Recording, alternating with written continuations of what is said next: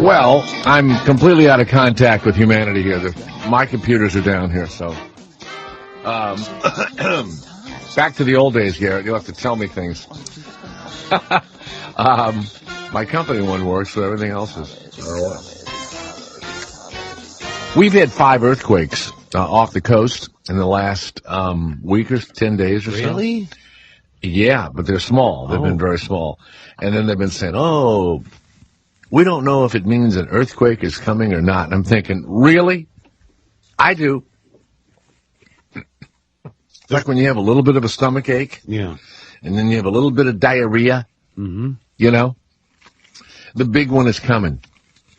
And we have not had a big one. And remember, when you have that big diarrhea, boy, 10, 12 years. Remember to weigh yourself afterwards. Something like that. You are such an anorexic, bulimic, I don't know what nightmare these days, Kevin. You talking to me? No, Kevin. Listen, when you have the diarrhea, after you have the diarrhea, make sure you get on the scale. Get on the scale. He's not his microphone's not working. Oh, it's not coming to you. Yeah, my microphone's not on? No. Just to Jay. Just to me, yeah. Oh, it's just to you. Yeah. Oh, yeah, wow. Now it's working. Now it's fine. Yeah. Well, yes. You have to make sure that you weigh yourself after you have that diarrhea, okay? That is very important. And mark it down. I'm going to start getting nervous for you soon. Yeah, and we're not there yet, but soon. I don't eat to the point where I almost pass out. I'm not sure if you're eating at all. That's stupid. No, it's great. It's empowering. You sound like the girl from The Devil Wears Prada when she says, right before I feel like I'm about to pass out, I eat a cube of cheese. Like my stomach was almost about to bloat the other day. Uh-huh. And then I had some food, and then it didn't bloat. You caught the bloating. Well, I caught the we bloating. talked about Seinfeld, and we talked about Jason Alexander, George and all that, and how awful they looked in the commercial for Jerry Seinfeld's show. And then I looked at your picture. You kind of look like you used to look. I don't look anything like Eddie LeBeck or probably, or the guy on Cheers or any of that stuff. And so it is always weird when you don't look right. Some people look fine. And then they just continue to try and look like they did when they were, in their heyday. And I think that Jason, with that horribly dyed, whatever hair he has left, is ridiculous. And then Jerry has got his hair cut really short. He's got it cut short like Matt Lauer. Yeah. They actually put up a picture of Matt Lauer and Jerry together, and they did a little separated at birth on the Today Show the other day. Yeah, but Matt Lauer was always kind of, in the, balding or whatever. Yes. The thing about Jerry to me is, I know this is, he finds it interesting. I find that show really boring when they're in the car and I haven't watched it. Nobody has. Yeah. Well, yes, they have. I have. Huge. It's a huge show. Everybody's doing it. 25 million unique viewers. Mm-hmm.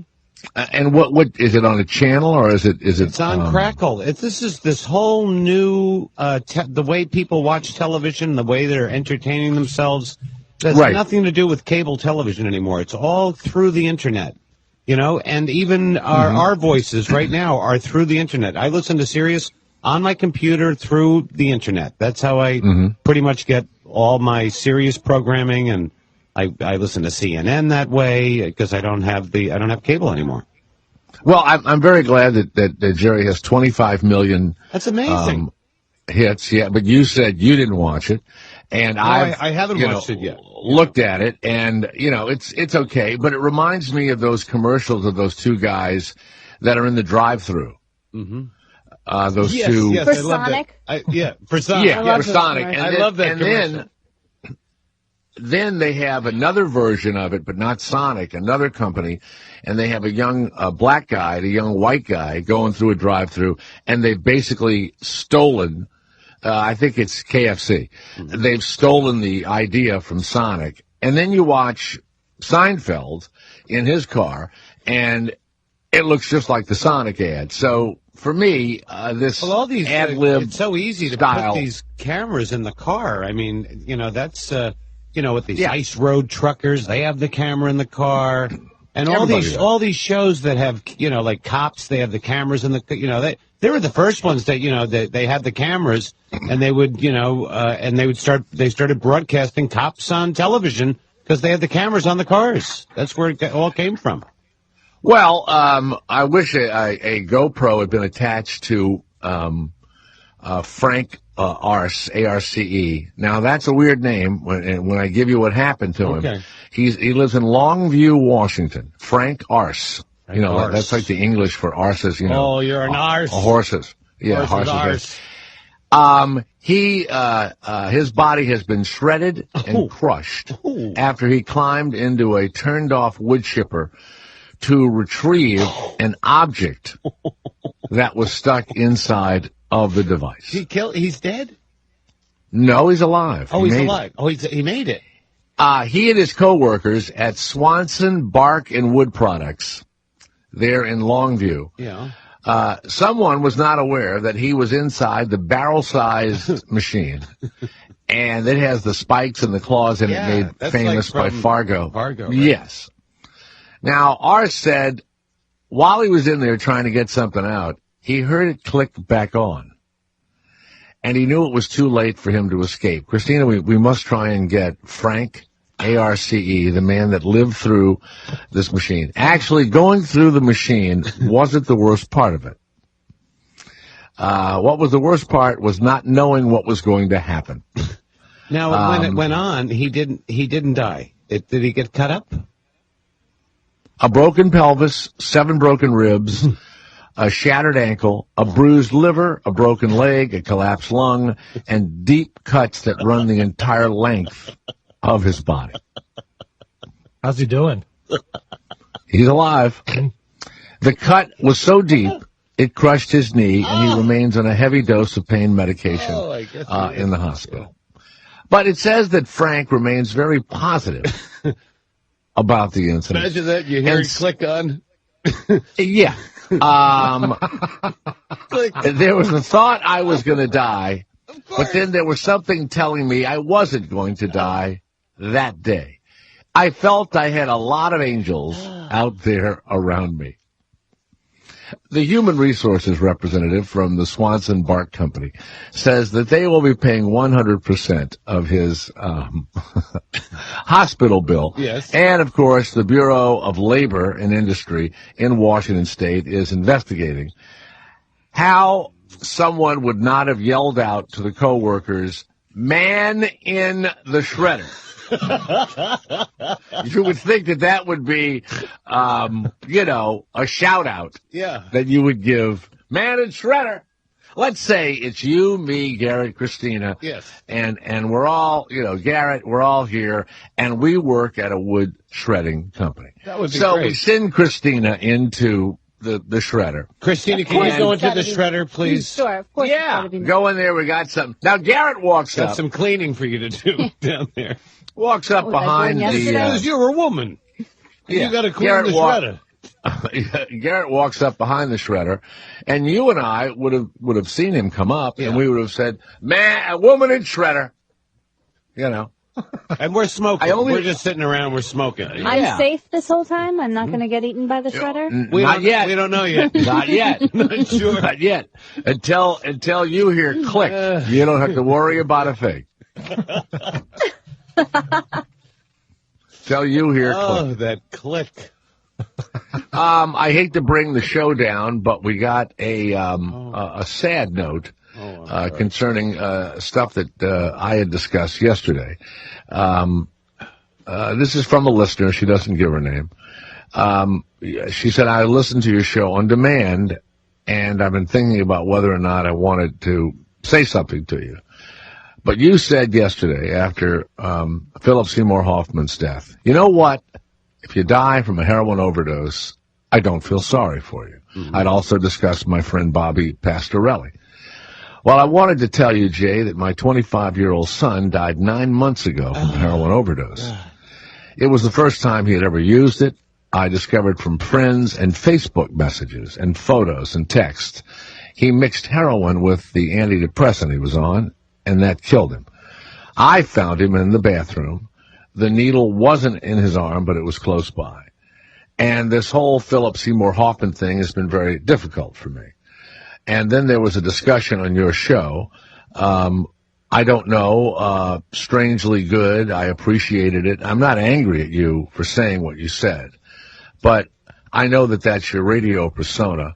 But I just think sometimes you don't know who's hearing the things that you say, and you put it out there into the ether.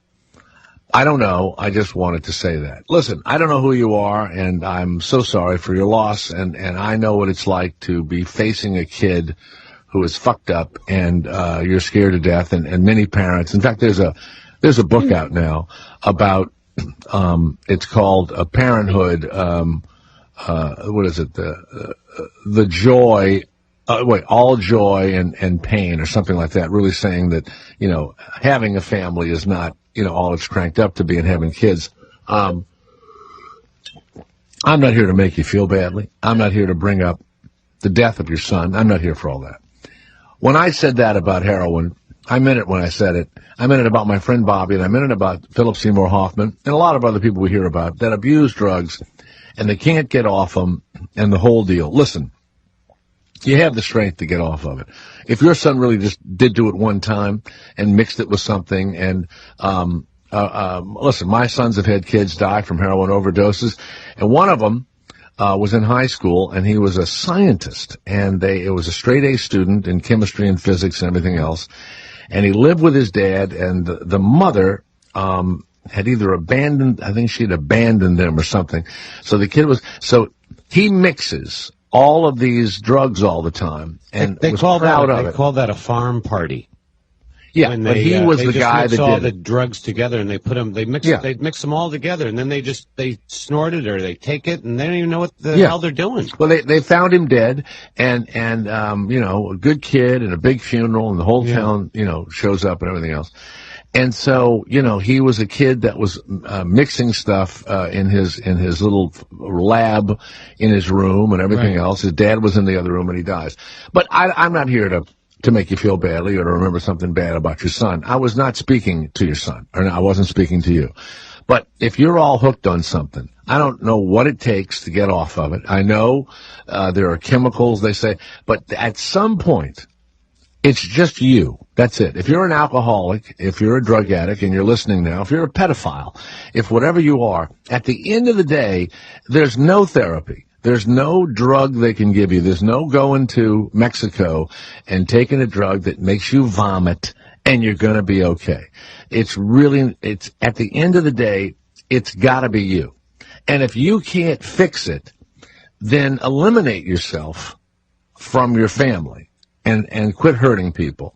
And either move along by moving along, or move along by eliminating yourself from the population that you don't seem to be able to fit into. I know these are harsh statements, but I've said a million times, if ever I had something horribly terminal. Look, a friend of mine died of Lou Gehrig's disease this morning. Now, we don't know if he took his life or he something terrible happened. They're finding out. Left a wife and 2 little kids and stuff like that. So I dealt with that this morning. It was one of my agents. Wonderful guy. Mm-hmm. I didn't know he had Lou Gehrig's disease. He probably had it for a year or so, and maybe it got worse in the last few months or whatever. If he did take his life, it's because he didn't want to live that lifestyle. He didn't want to have to be curled up in a ball and the whole deal. But I apologize that I brought up a sad situation about your son, and I appreciate that you listen. But hold on a second. But I also feel as though that if you're addicted, and I don't understand addiction at all, but and the few things I've been addicted to, you food. Understand addiction, Jay. I mean, a little bit. But my I joke about my brother and stuff, but. He lives in a group of people that, they'll be addicted their entire lives, right? Now, it's social addiction. You know people that smoke, and people that drink, and yes, I have kids that I think worry about all the time that and drink they can't stop. They cannot. People cannot put down cigarettes. They can't. They just can't. And they say that's just as bad as an addiction. Yeah, to I have heroin. a smoker. I have a smoker. And every time an ad runs, it says 1 in 5 people, dies of a smoke-related whatever. I think of my son that smokes. Right. And he says he's trying to stop and all that other stuff. But and I'm sure he is. But you know, and I mean it. That's addiction right there. That you see it every day. Yeah. Food addiction. People just like eat all day long. The size of these people that are walking down the streets. You know, it's just as bad as heroin. It really is. They're killing themselves. But to get back to the woman's note, we're not here to make you feel bad, and we're hopefully, you know, we tell jokes, we fool around, but every now and again, you know, we make a statement because we're human. But and addicted people call me all the time and say, you have no idea how hard it is and everything else. I'm sure it's very difficult. Yeah. I'm sure it's really difficult. But, you know, I bet you if you got some debilitating disease and you were going through chemotherapy or you're going through radiation or you had to have some kind of horrible thing and they said, look, you know, you can't smoke anymore. You can't drink anymore or you're going to die. I have friends that did not stop drinking and smoking within minutes of their open heart surgery. Yeah. I've had friends that, I know the same lung people. cancer, Absolutely. and they took the lung out, and they're smoking the next day and everything else, or chemotherapy for whatever the hell they had, and then drinking and doing stuff that they were told. I know a guy that has a liver transplant, and he still drinks. Yeah. Okay. I don't feel sorry for those people. I just don't. Drinking for like 30 years now. He's like had one of the first liver transplants ever. Right. He's still drinking. I do not feel sorry for that group of individuals when they die. It's very difficult. But I think, with this woman who sent the email, she appreciates you for it. She appreciates hearing stories about you. Not really. She said, you know what she said? Be careful. Be careful what you say. I talked further with her. I know. Okay. Trust me. She appreciates the stories that you tell with your sons, the ups and the downs, because it's very comforting for her at this time. And she also said the other day that she found herself smiling out of nowhere, and she was thinking about our show. So I think that the way that you say it, it didn't offend her in any way, and she almost agrees with you. But she, I think that her point was just that, maybe sometimes she wanted to bring down the show somehow. Exactly. She just wanted to be a huge buzzkill. But she appreciates you, and she wasn't angry or upset, and it didn't make her feel bad. As a parent or as somebody who lost somebody or whatever, you're grabbing at straws. You're grabbing at emotional straws. You want people to know that something happened to you, and so she let us know. And I feel badly. Probably hard for her to do that also. It's not easy. Absolutely. She also gets it. She gets that this is a show and a comedy show, and she's not one of those people that sends you an email actually upset and flaming mad, which you get a lot of, I'm sure. Well, we get a few of those. But anyway, I know that when I say certain things, it makes people nuts. Now, my wife has been watching old episodes, that anything that like Jon Stewart is on or whatever, and she loves Jon Stewart, and what's funny is my wife would never watch a rerun of me on a talk show or whatever. It's the oddest fucking thing. It's like, I don't know what that is. I'm sure your wife thought you were funny and everything else, but she didn't want to watch you, or maybe she did, when you went on a talk show. No, she really did appreciate that. My other relationship, he would never look at anything I did in the past. It was right. It was very bizarre. Now, last night, she's showing me some stuff, and she showed me Jon Stewart on Letterman quite a while back. Mm-hmm. Then she showed me Bill O'Reilly on Letterman, which I had never seen, and I think when you talk about talk show hosts and you wonder why Letterman isn't under attack like Leno and everything else, if you can find it, Garrett, I'd like to find the show when Bill O'Reilly went on the David Letterman show. Most interviews are just regular, but every now and again, Letterman, and this is why all the comics love him, and people go, what's the difference between David Letterman and Jay Leno? It's because Jay Leno is there for your mom. Jay Leno was there for your grandmother. Jay Leno was very safe. He's a very nice guy.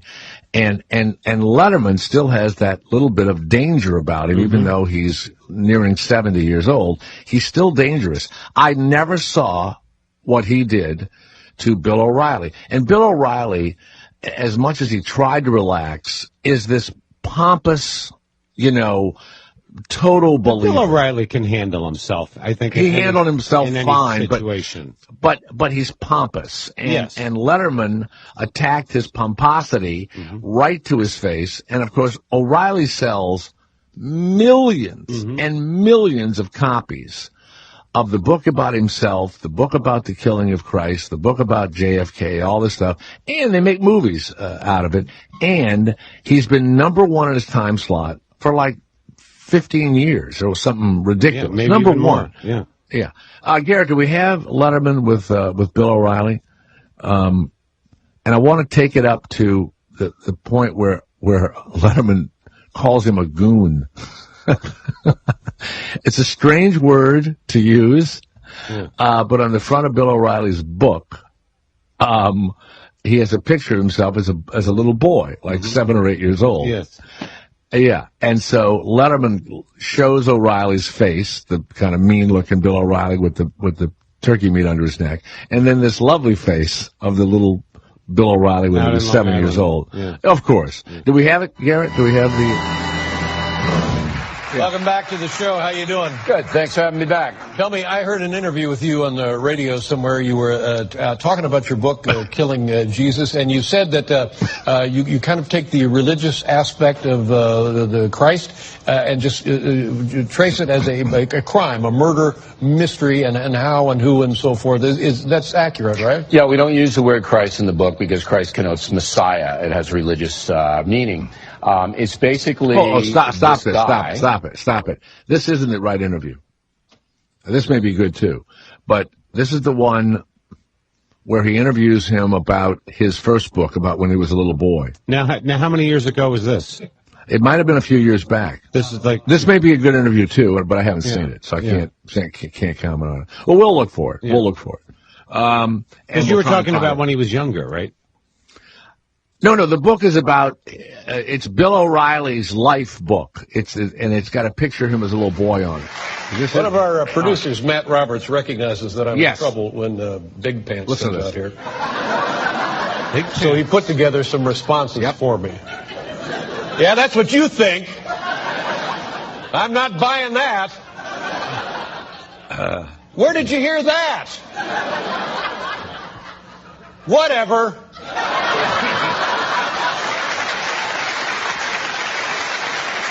Now listen to this. Our first guest is an Emmy Award-winning broadcaster whose nightly program, The O'Reilly Factor, recently celebrated 100 consecutive months as cable television's #1 news program. Wow. Hey, you see what I'm saying? Ladies and gentlemen, here's Bill O'Reilly.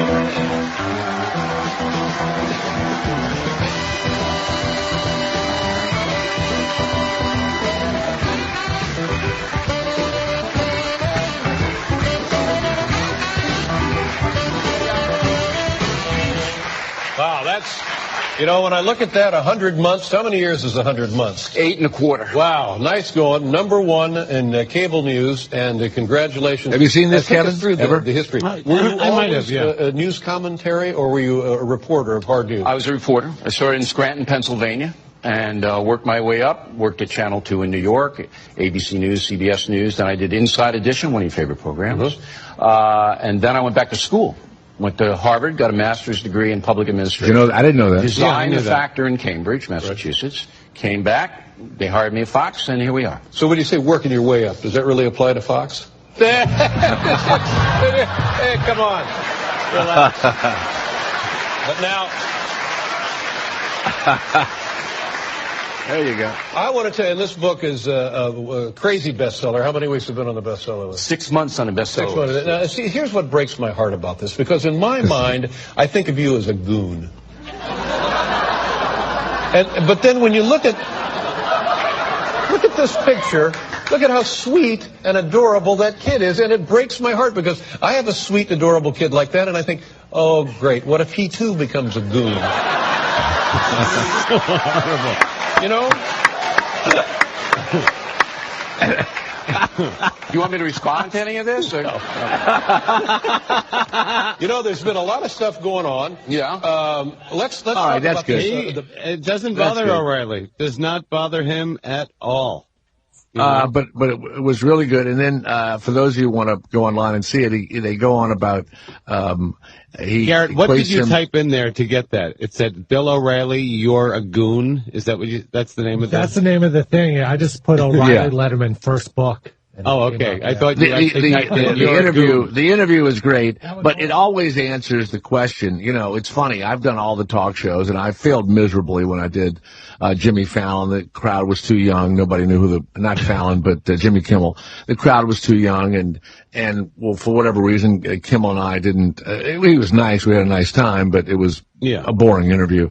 And I've done Leno years and years ago, but when I go on Letterman, you know, I'm allowed to be who I am and sarcastic and put him down and all that. But when I hear these kind of interviews, and there's a bunch of, when he's with Jon Stewart and people, there is a thing that comes out of him that is just, now, in the Jon Stewart interview, Jon Stewart makes a joke to David Letterman. This is the weird thing about Letterman. He goes with the joke, but then he blows Jon Stewart off because he looks like he's angry. Stewart says something about underwear, buying underwear, and somebody, it looked like Mitt Romney looked like a guy in an underwear, on an underwear package, right? Mm-hmm. Gets a big laugh. And so Letterman says, well, you don't buy your own underwear like that. And then Jon Stewart says, no, I don't. And he envisioned, he said, you don't even wear underwear. You just have an intern that hugs you around the waist and holds you up as underwear. That's what he says to Letterman. And he gets this big laugh. And then Letterman says, you know, a while ago that was true. That happened to me, right? About the woman that he was fucking, right? So he gets a nervous laugh. And then Jon Stewart says, you know, in the middle of that bit, I realized what I was saying, but I kept going anyway. Gets a bigger laugh. And then Letterman laughs and then says, okay, good night. I'll see you later. And my wife says to me, did he blow him off? I said, you know, it was probably the end of the interview anyway, and Letterman was joking about it, but on some level, it pissed him off that Jon Stewart said that. A little bit, you know.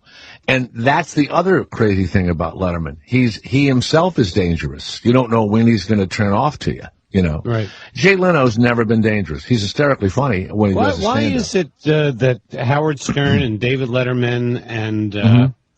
You know, there was something in the paper today about Jay Leno, and it's his last show coming up this Thursday, and what a great guy he was. And to be honest, I have a great relationship with Jay Leno. He would come up and give me a big hug if he saw me right now, and he's always been a real gentleman, and a fan of mine, and just a great guy. And I don't know why people are still mad at Jay Leno for what maybe he did, 20 years ago when he first wrestled the Tonight Show away from Letterman, They both have great success, and Jay's been on top for... Jay Leno is like a used car salesman. Yeah. He's the guy that your dad went to, and you go to him, and you buy your car, and he's a great guy, and he's fun. He is a good guy. And he's very personable. He talks to you before the show. Oh, yeah. And he knows all about you. David Letterman. That's how it was with Johnny. Johnny would come in to your dressing room and he'd say hello to you. I did not know that. I thought he was... No, he would come in and... Standoffish. No, not at all. He was... And that's what Jay took from Johnny, And Jay would come into your dressing room. He would tell you a joke. He'd hang out with you for a while and make you feel comfortable. And then he'd go down and put on a suit, and the same thing with Johnny. Johnny would come in his street clothes and say hello. I've been doing Letterman for over 20 years. I don't know a thing about him. And he would never do that, Letterman, would he? No, I've told the story before. I brought my 10-year-old son with me, and he's in the green room, and Dave is being escorted by a couple of security guards up some stairs, and I'm coming up another set of stairs, and he's just like one step above us. I said, hey, Dave, thanks a lot. He looks down, he goes, oh, Jay, you did great tonight, thank you. I said, Dave, this is my son. Can he say hello to you? And Dave looks down at him, and he doesn't say anything. And my son reaches his hand out to shake his hand. And I said, Dave, he's 10 years old, why don't you just shake his hand? And Dave says, no, he'll get over it. And he went upstairs. Wow. And he wouldn't shake my son's hand. And it was funny, but it's after the show. Yeah. And my son looked at me and he said, was he kidding? I said, yeah, he was kidding. We went on. And you knew he wasn't kidding. It was weird. Yeah. And everybody down there, the guard, the writers, the people in the green room, they all saw it. Yeah. And so it was odd, it was, and he of course he obviously likes me and all that kind of stuff, but he never sent me a note or called me or anything. They knew I was down. But on the television, you would have thought, Jay's, something happened to Jay. He's been very ill, or his neck is hurt, or whatever. And they did, the whole deal. But he's a strange guy. But that's why. And you too, right? Don't you like him because he's dangerous? Leno would never have done that to Bill O'Reilly. I remember when I was on Letterman. And Miss America was on at the same time, right? So she had just finished her interview. Then I went out and I did my Letterman or Leno? Letterman, and I did my set. And it's at the end. I'm going, I don't care. I'm doing that bit, boom, boom, boom, meow, meow, meow. Crazy, stupid comedy, singing Judy Garland songs, and I'm not gay, And so then I sit down with Letterman, and we go to break. And I said, well, wow, you had Miss America on. She was really hot, trying to make conversation during the break, And then he goes, and really, really stupid. Yep. And I was like, and then we come back from break, and I wanted to say, I didn't think she was that stupid, but I didn't say it. But yeah, you know what? Yeah, you would have never done well. I never did it again anyway. But I can remember one night, and he kept me on for 2 segments, which was a big deal. And this is before I told the Lone Ranger story and before I threw the football. He would have me on, and he'd keep me out there with the guests sometimes, which he never did. Right. So, and he has me on, and he also had plans for me to do a show and all that. So we were really, cooking. And, so the first thing ends, and he says, here, stay for the next segment. A producer comes up, says, so I said, man, oh man, this is fun tonight. And he turns to me and he goes, they hate my guts. I go, what? This fucking audience hates my fucking guts, like that. I said, really? I said, well, look, man, they love me, so try not to fuck it up for me, okay? And he does not smile. He was serious. And then one time he was came off vacation, and he leaned in, and I said, how was your vacation? He goes, oh, shit, I hated it. I go, well, why? He goes, well, I hate doing this show. And then I go on vacation. He's really a miserable person. And I hated being on vacation. So I said, well, then, why do you do the show? And he puts his fingers and his thumb together like for the money. Yeah. And I said, for the money? You get more money than you'd ever have in a million years, like that. And then, the band plays and we come back on and he tells jokes. Yeah, I hate it. But I know Jay Leno hangs out with, with comedians. Yeah, he's a normal guy. And he's got cars and he has friends over and they talk about the cars, and Jerry Seinfeld has cars, and he's in cars drinking coffee. Letterman has cars. Does Letterman hang out with anybody? I never hear. No. Well, you know what? I think he does a little bit. I think Howard goes over there. I think Steve Martin. No. Oh, Howard Stern. Okay. Yeah, I think Howard goes over there. But the other thing is, I also think that Letterman hangs out with other comics. Now, his really close friend is that little short comic that's not funny, that was around many, many years ago. It's a little short guy. I forget his name. And he would bring him out usually once a year. He'd have him come out. The guy always I remember died. George Miller was a favorite of Letterman's. No, but there was a guy that was his friend. He was his real friend. Right. And he's really short, and he'd acted and everything else. I forget his name, and Dave would bring him out, and he would just die. And it was, now I think that Jay Leno is really hurt by what's happening. I think that he is a company man, and he did this when Conan replaced him and all that other stuff, and he's doing it again. But this is just NBC wanting a younger audience, right, and Lorne Michaels being very powerful over there and getting his way. But there's no reason for them to replace Jay Leno before he's ready to leave, and there's no place else for Jimmy Fallon to go. If they think he's going to go, he's not going to ABC. Conan doesn't, Conan doesn't draw flies at, what is he on, TBS or TNN, Garrett? What is he on? But I think it's all about the numbers, with the internet, the number of hits they get, Right, the but sound no one bites talks about Conan. No one they do. discusses On all the morning shows. There's always a recap of what was said on the late night shows, and Conan's always thrown into that mix with Jimmy Fallon, right, with Jay, with Letterman. They're the top shows. And that they all look at. Jon Stewart, of course, also Colbert Report. So yeah, well, Jon Stewart is dangerous like Letterman. He's dangerous like David Letterman is. Let's go to Rick, who is in Toronto. Yes, Rick, go ahead. Hey guys. Yeah. Okay, first of all, you drinking up there? Letterman's not personal friends with Howard, because Howard thought they were building a relationship at one point. He was on the stage the other night, interviewed by Howard at his birthday party. They don't hang out together, I mean. Well, he doesn't hang with anybody. No, but you were saying, well... But they have dinners. No, there are dinners. No, there are dinners.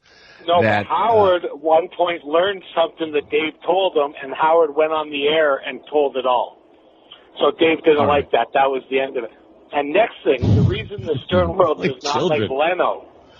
The Stern world doesn't like Leno. Yeah, why is that? Is it because of Stuttering John? Yes, because this is what happened. What happened? Stuttering John was like a main part of Howard's show. Yes. Whatever he did, interviewing people, whatever. And then Jay was friends with Howard. Howard used to go on his show, and Howard used to do Leno's show. Mm-hmm. Then Leno went behind Howard's back, never asked Howard, never said, hey, I want to... I know, weird, and stole the Stuttering John. But told Stuttering John, don't tell Howard until it was time for him to go. Mm-hmm. So he told Howard, and then a week after that, Leno calls Howard, hey, Howard, whatever. I thought I can give him a job and pay him, what you can't pay him. Howard's like, fine, I would have, what, if you would have come to me and said, no problem, I would love to have Stuttering John. You can't pay him what I can, and I'd love to have him. Howard said, he's not going to hold someone back. Yeah. But the way he did it was sneaky and didn't ask. Okay. Now, wait a minute. Didn't he hire Stuttering John, and then Stuttering John went on the show and didn't stutter? Yeah, well, what he was his announcer. Well, think about it. Stutter. NBC did not want to get letters from stutterers. And so Stuttering John goes on NBC television, and he's the announcer, and he doesn't go, no, he doesn't stutter. He didn't stutter. But the Kevin, think about that. He hires Stuttering, and he doesn't send Stuttering John out in the field. And his name isn't Stuttering John on the show, is it? Announcer. He did the announcing for the show, and coming on the show tonight, whoever it was. But his name wasn't Stuttering John on the show. What was the use? What was the use? Right.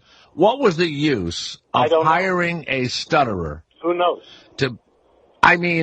It would be like taking Ira the weatherman and having him really do the weather and giving him a machine and a board and the whole thing, and he really does. And Ira would be great at that. Hold on. Jay didn't want to look like an asshole, but Jay had gone on for maybe 2 months. Not ever out in the crowd. He used to be on tape announcing.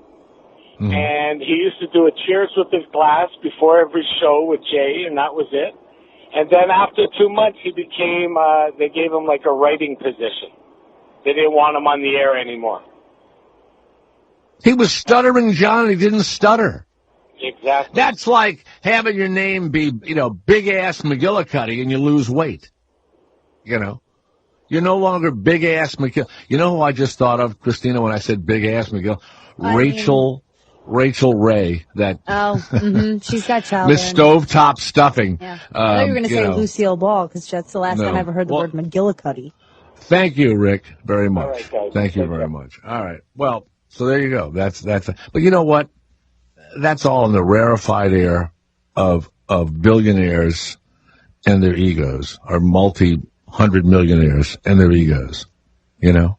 But that is the weirdest thing that Jay Leno did, isn't it, Kevin? That he would steal somebody and that is kind of weird. Why then not use him? But he wanted. Obviously, he took him to to bring Howard's fans with him. So he made some. Yeah, but you'd have to have the guy do the thing he does, which is the red carpet and embarrass everybody. Yeah, but that never was kind of toned down. Weird. Also, this is Jay's last week. Yeah, this Thursday. Right.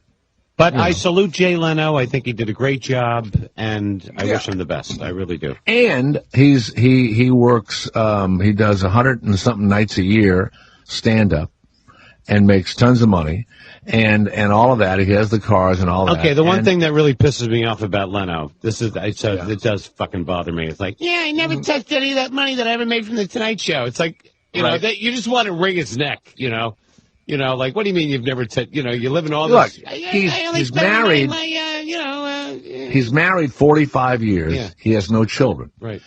He lives in a house he bought a long, long, long time ago that's been paid for, for 20 years. He lives in Beverly Hills. Yeah. But it's been paid for. Yeah. I don't even think he has a vacation home. Mm-hmm. He's not a big private jet guy. I think NBC flies him wherever he wants to go and all that kind of stuff. And then when he flies to a gig, they send a private jet for him, and he makes whatever he makes, $50,000 or $100,000 or whatever. So I kind of believe he has not ever had, and he's got a brother, but I don't even know if he has nieces and nephews. He has a brother or whatever. He has a brother. Never really heard anything about his family, Here's what's really weird. His mom, of course. He'd always talk about his mom. Who is he going to leave his money to? That's all I ever think about. You don't have kids, and you don't have nieces and nephews. I mean, I guess he'll give it to some school, some college or some whatever. School. But it's almost like, his fun is, he just keeps performing. Look, 45 years. He's never done an HBO special or, he's never done a comedy special. He's never put out a comedy album or a CD, ever. Right. And he's on every night. No, and the reason why that is because he never, because then he could go out and do his act over and over again. His act is something that he's been doing. So when he goes out to do a concert or something, he does his act that he's been doing basically his whole career. He does his act. So he's got a road act, which that's he's got an act, yeah. Well, we all one morning, I told you I was with my buddy that at that time owned Olympia, the sandwich company, and he was at a franchise convention. So I went into L.A. and I was going to a radio convention, and he said, "Hey, this morning at 8:00, Leno is going to do a bit in front of the franchise people." I go, 8:00, right, a.m., and he says, "Yeah."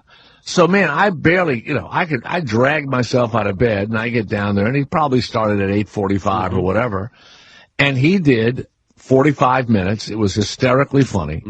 I didn't go up and say anything to him, but he performed from 8:45 to 9:30 a.m., probably made $100,000, and was really funny, and did jokes about, fast food and everything else, and I thought, I don't, if I was that successful, I'm not sure I would take an 8:45 a.m. gig. I don't think I would have. I'd have slept. I'd have slept in. Kathy of Kentucky. Yes, Kathy. Go ahead. Hey, how are you? First of all, I wanted to say I really, really appreciate everything you've done on the addicts today. And that was really cool, and I agree with you 100%. If there was such a thing as 150%, I'd be there. I'd like to make a comment about Jay Leno. Sure. He's funny. Yes, he is. But he's a little too vanilla for me. And I think that's what's happened to him over the years. Back in the day, I was a big Jay Leno fan. He's dumbed it down a lot since he's gotten the Tonight Show. He's very, very vanilla, and it doesn't do anything for me, and I'm pretty sure that's maybe why he's been taken off the show. No, you know what? No, it's a youth movement. He beats the shit out of David Letterman. He beats the shit out of Conan. Yeah. He beats Jimmy Kimmel 2-1. He is the prohibitive #1 late night personality, and I'm sure that Fallon will keep the numbers, and NBC just wants 18 to 34s. There is a magic in people's heads about 18 to 34, and I was sitting with a friend of mine that was president of a big ad agency, and I said, what is that about? He goes, that is completely made up.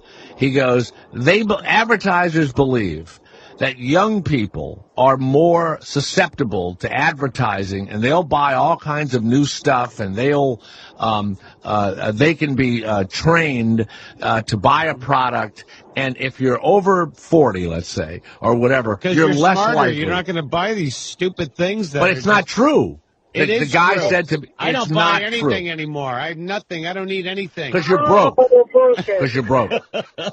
You have no money. Can't buy it. I agree. Yeah. The over 40s are buying the stuff. And so that part of it is wrong. But I don't know. I watch Leno now, and he is just so dumbed down. He's not doing come on. anything. He's still funny. Still don't funny. tell me that you don't think it's funny. No, yeah. You know what? You're from fucking Kentucky. What do you know from Kentucky? No, I'm from fucking Massachusetts, but, and that's but where you Leno's moved from. did you move to Kentucky because you had a higher IQ and more teeth? Yes, because I have a higher Do you ever IQ. walk down the street in Kentucky and open your mouth with one of those big shit-eating grins and go, well, like the Cleveland Indians mascot? Look at that! Look at the teeth I've got! Look at that! Absolutely. Look at my That makes teeth! me better. Yeah. That absolutely All right, makes Kathy. me better.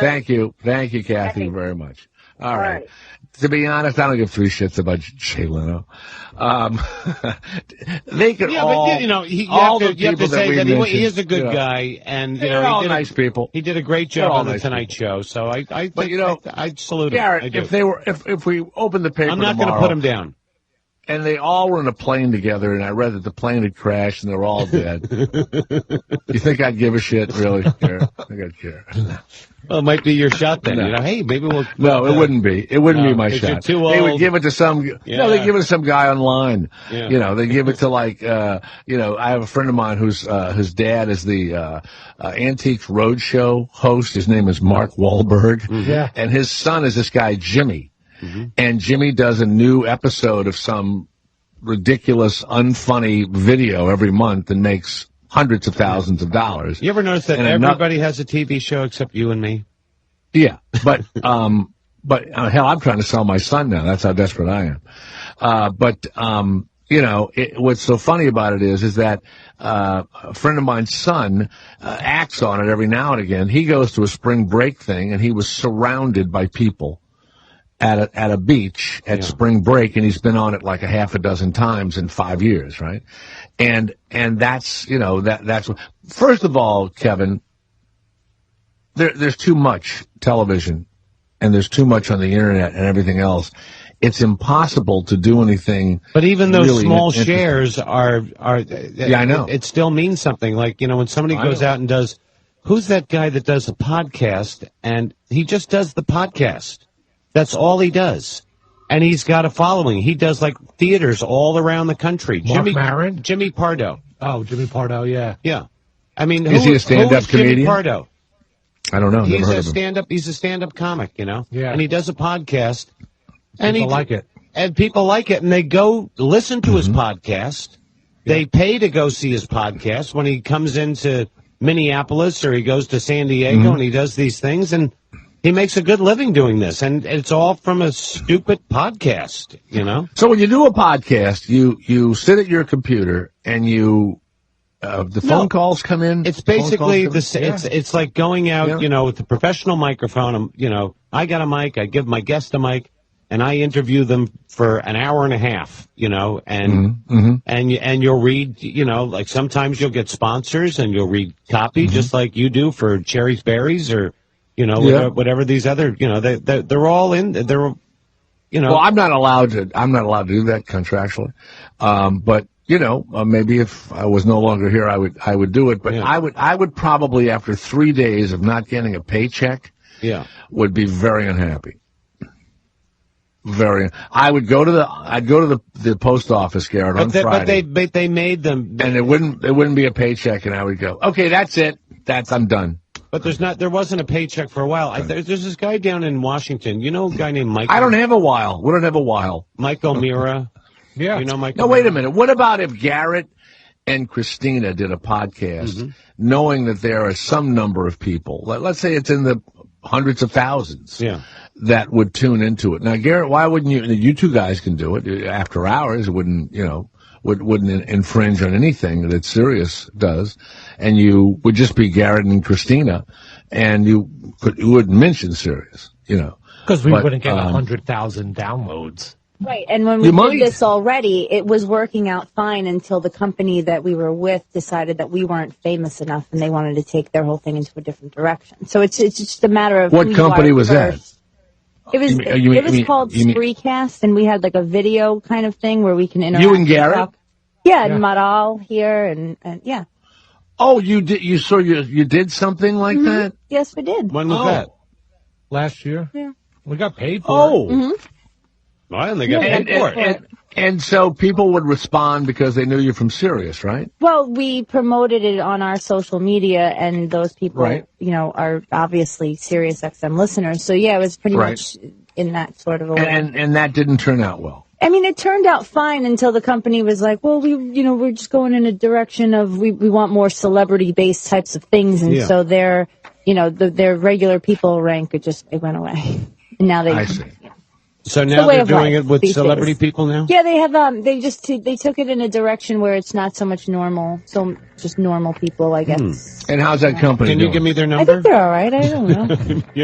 Yeah, I mean, you do just fine on there, Kevin. They What's love the name of the you. company? It's called What's the name of the Spreecast. I'm such an asshole. Spreecast. Yeah. Go on that and do that. It was a lot of fun. It was fun while it Now, lasted. with all of this Woody Allen stuff, one of the God. reasons why he's not doesn't understand. By the way, a guy sent me an incredible. You saw it. Now I'm I sent on it to you his too. side. Yeah. By the way, read the thing, and we should put it up at jthomas.com. Read the thing that his documentary filmmaker guy, Christina, you sent me that, didn't you? Somebody? No. My son JT sent it to me. You mean the Did you get it timeline? yesterday? Is that? Did you get it? I sent it to you, Garrett, and Kevin yesterday. Yes. Yeah. Read the whole thing. And Woody Allen took a lie detector test, and Mia Farrow didn't. Okay, I'll discuss that in a minute. But try and get that documentary filmmaker on. All right. We're still here. We're not going anywhere. There we are. The Jay Thomas Show. Every day something new, something bizarre. For you, for now. The Afternoon Drive Show. On Indy. Sirius XM 104. And on the Sirius XM app for smartphones. Bop, bop, bop. Call me Mr. Pitiful. Call me Mr. Pitiful. Yeah. Wow. Baby, that's my name now. Oh. What makes you do this one? Just in the list. That's how I got my What do you mean just in a list? What do you mean? The list of all the songs. I just scroll through it. Pick some. Yeah. Otis Redding, right? Yeah. Wow. It's called the Memphis sound with those horns, by the way. Bop, bop, bop. You ever play this on the radio, Jay? Oh, my God, a million times.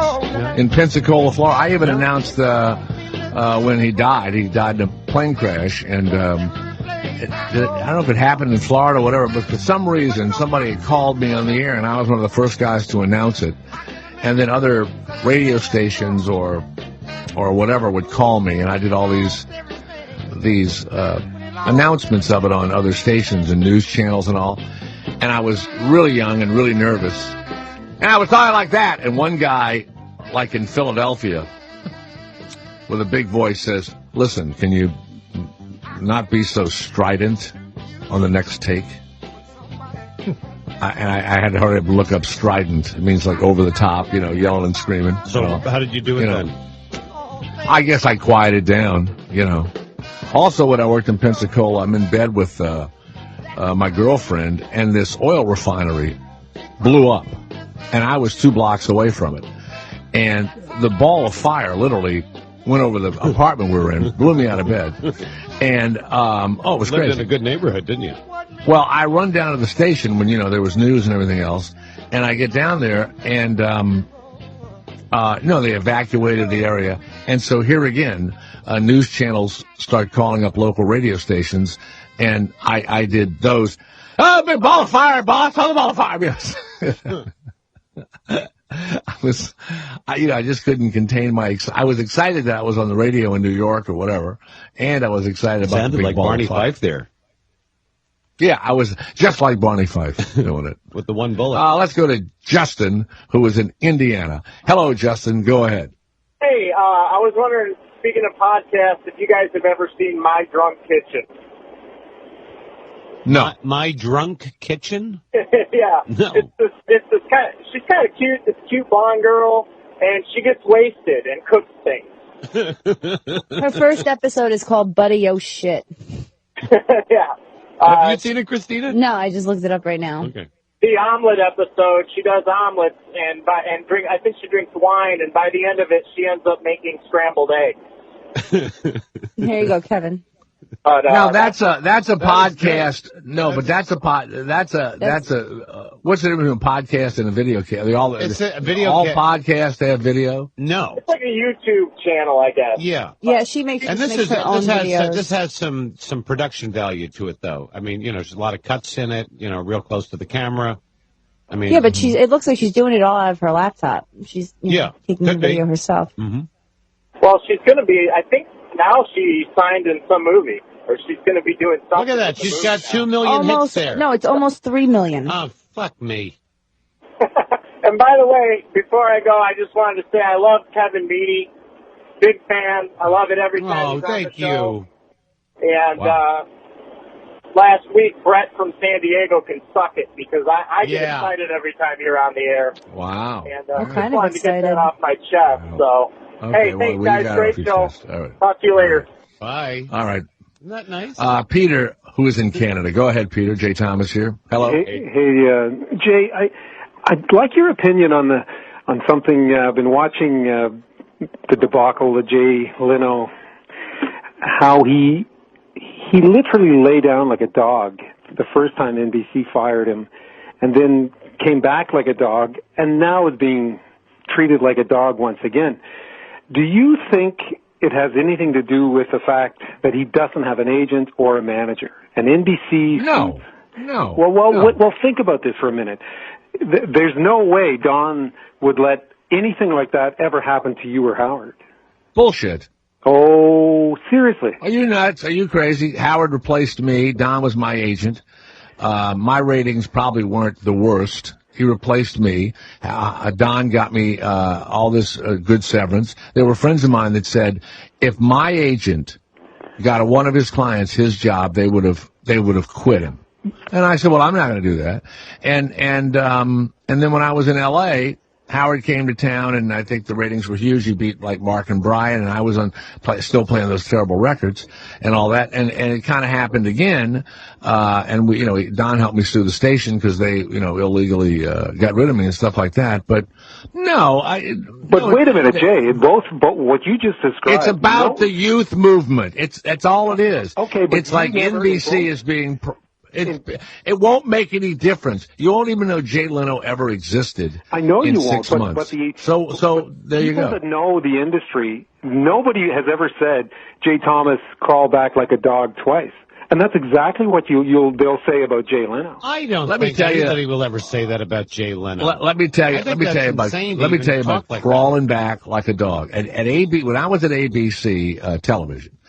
There was a guy who was the head of programming, who is the chairman of the board right now of ABC TV, probably of all of the network now. A really good-looking guy. Had married one of the newscast. Let me straight. Give me his name. Okay, he was the head of programming. So we would go into his office. Our show gets canceled, a show called Married People with Bess Armstrong and all gets canceled, and the network's not doing well. And so they come to him and they demote him. And they thought he was going to quit. Robert Iger. They thought he was going to quit. He's my idol. They thought he was going to quit. So Bob Iger takes the vice presidency or something, and they used it to basically pay off his salary, and they move him to New York. and he takes the job, and he moves to New York, and he's this consultant, vice president, whatever. And after a few years, Bob Iger is right back in the driver's seat and is a company man and becomes the president of ABC Television. And he stays the course. He hires programmers. They produce television shows. And Bob Iger becomes the chairman of the board of whatever it is. Mm-hmm. And I think he's finally going to retire or whatever this year. And I remember thinking, that's the way to do it. That's what you do. They demote you. You take what they give you. You're not going to go anywhere else. No, but I'm sure most people have nowhere to go. Okay, but I'm sure Bob had an agent or a manager. Who cares? No, not really. He was an executive. He just took what was given him. That's all. Well, then Jay why was told all the time does what Jay difference does it make him an agent or he has a lawyer? A lawyer makes a deal for him. Well, then why in every interview does Jay Leno bring that up? Oh, no, I've always been my own manager, my own agent. Is that not true? He is his own manager. That's not true because he did have an agent. He did have a manager for many years. And, not with NBC, he did. Yes, he did because that was the one who made the deal. And that was the reason why that whole movie was made. She locked herself in the apartment and all that. She was nuts. But here's the thing. He has a lawyer.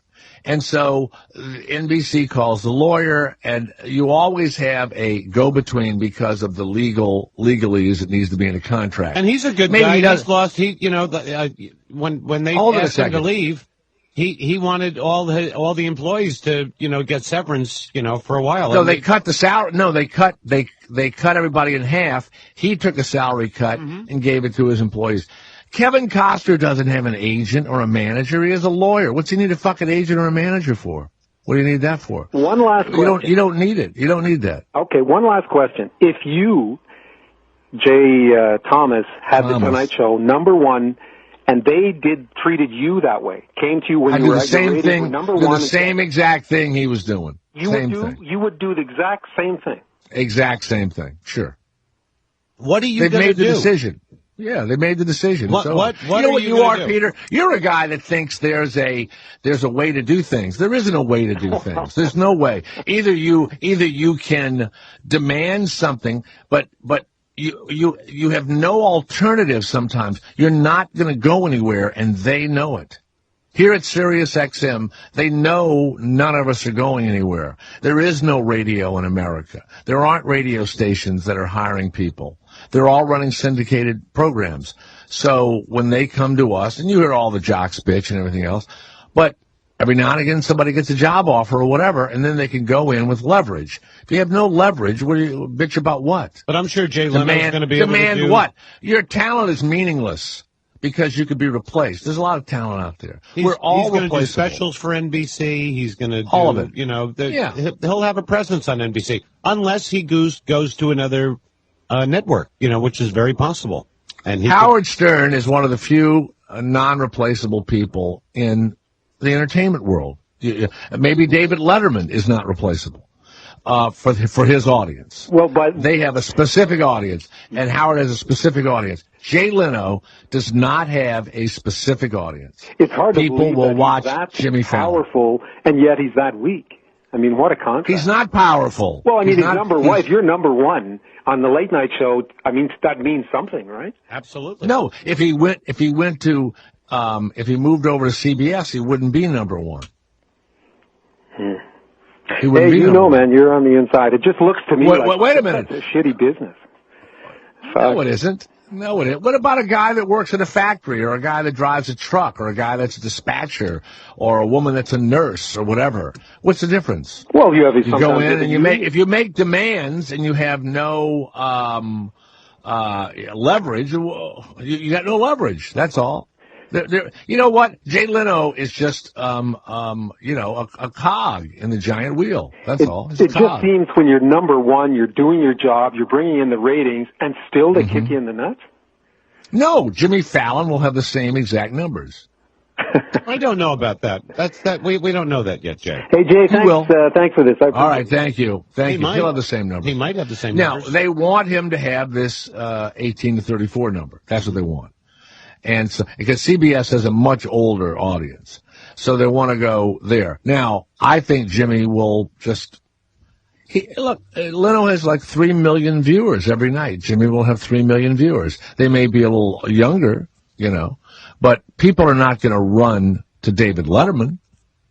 And I don't think Leno's people run to Conan O'Brien. I don't think they go, hey, here's a funny one, Garrett. The viewer has no leverage. The viewer doesn't know where to go. They like the Tonight Show. They like it. And Jimmy Fallon is going to do the Tonight Show. He is going to do the Tonight Show. That's exactly right. That's the franchise. He's going to act like Johnny Carson. He's going to act like a younger version of Jay Leno. He's going to do it. Let's go to Allison, who is in Long Island. Hello, Jay. Are you Howard's ex-wife? No, but I love Howard. Listen, I just want to let you know, I totally agree with everything you're saying. I'm a nurse. You're absolutely right. You have no leverage in this world today. And I wish we could just scream from the rooftops everything you just said. And have people get it together. All right. Okay. All right? Thank you. Sure. You do a good job. Yeah. You say Thank you very much. Bye. Thank you. My son is being looked at a bunch of reality channels because he's an interesting-looking guy, and he's a chef, and he kills the animals, and he cooks his own food and all. So we're making a bunch of pilots. I mean, it's people are really calling us about him, and I have promoted him and stuff, but I'm only going to take him so far. But he wants to go to Berkeley, and he wants to get his master's degree and a PhD or whatever in some sort of environmental blah, blah, blah, blah, blah.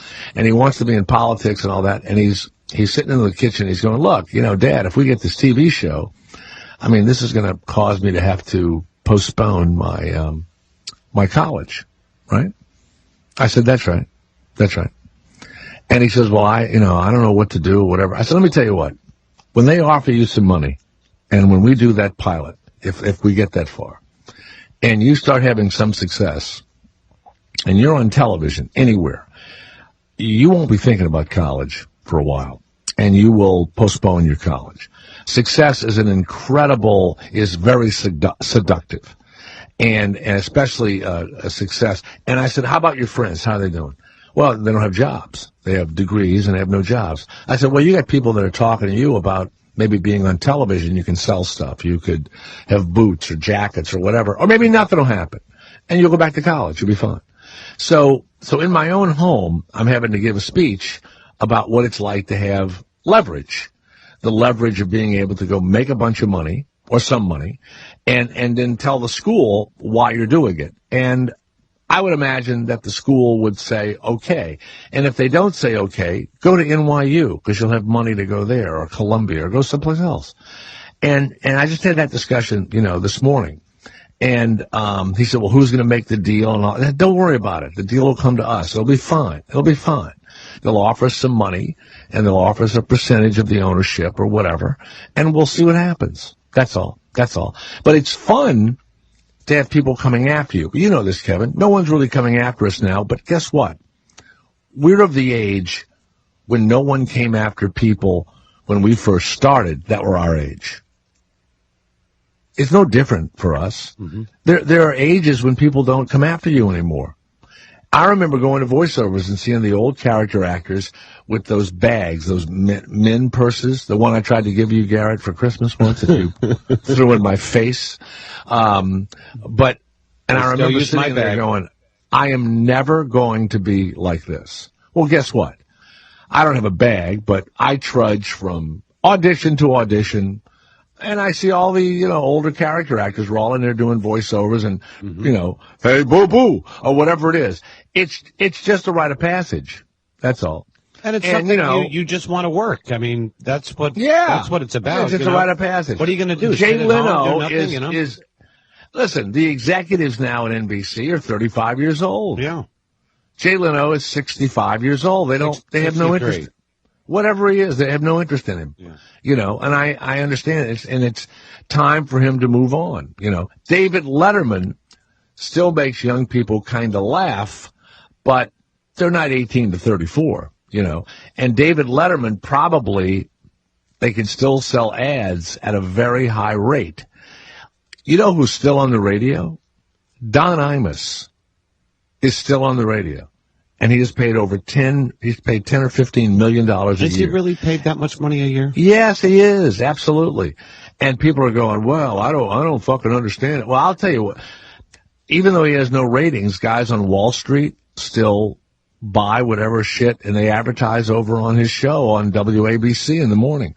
And he's in the rural America and he carries a gun and has a fucking cowboy hat. And he looks like he's been, laying out in the sun in the sagebrush his whole life. Yeah. Right? I think he does the show. He's about as much of a fucking cowboy as Christina is.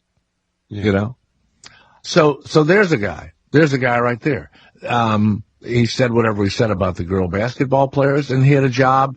They paid him $20 million to go away, and then another company paid him $10 million to now he's work. back on on Fox Business. I think they air his. Yeah, because there's a group of Wall Street guys that like him and have always liked him, and he doesn't have any ratings, but they give him ads. And I think now that time has passed, I think him and Howard have a somewhat of a nice relationship now, or they say nice things about each other. You remember there was the time then, Howard. So they hated each other. Howard was just beat up on Imus constantly. Yeah, and Imus was in the morning and Howard was in the afternoon. Yeah. But that's what made all of them famous. They were actually shitting on people in their own building. We were never allowed to talk about another jock at the station we were at. And of course, I would always throw out little barbs about the other jocks who read cards and who just used their voices and all of that. And I'd have a sit down with the program director. You can't do that. You can't do that. And that made me a wild child. And so then the owner would come in. You wanted to be that. Yeah, and I also was winning in the ratings, so that I knew they weren't going to fire me. Yeah. And the afternoon guy, I had fist fights with guys. Fist fights. Not arguments. We were down south. We'd have fist fights. Guys would grab me. We're fighting each other. Chairs are being thrown. We're rolling around in the sales department, and the owner comes out, and his wife, and the general manager comes out, and they're separating us and all this kind of shit. And I was the program director also. I loved that shit. I loved it. I found that to be exciting. It was almost like being, on a sports team or something, I miss all that shit. That was fun. To go into a meeting and threaten them and say, you fucking no good assholes. The ratings were no good. They're on my fucking ass back in the office. If you don't get these fucking numbers up, your asses are on the fucking loose. On the loose. I am not going to take the fucking blame for your shit. That's a programming meeting I would have. Now you go in and they have charts and they have a consultant, right? I've said this before. There was this cat that fucked all the cats in the neighborhood, right? And one day a big dog comes and chases this cat, and as the cat's escaping, his nuts are ripped off on a chain link fence. And when the cat's nuts healed, he came back as a consultant. That speaks to every consultant in every business that has ever, for those of you right now that work in the medical supply business. I'm just going to take, or you run a paint store, and you have a consultant. They are just a ballless male cat. That's all they are. They're a consultant because they weren't good enough to run a really big company or a really big, department. And now they're a consultant, right? Consultants are like buying used cars. They're for a company that can't really afford top-notch talent. Okay? And we don't have consultants here anymore. Thank fucking Christ.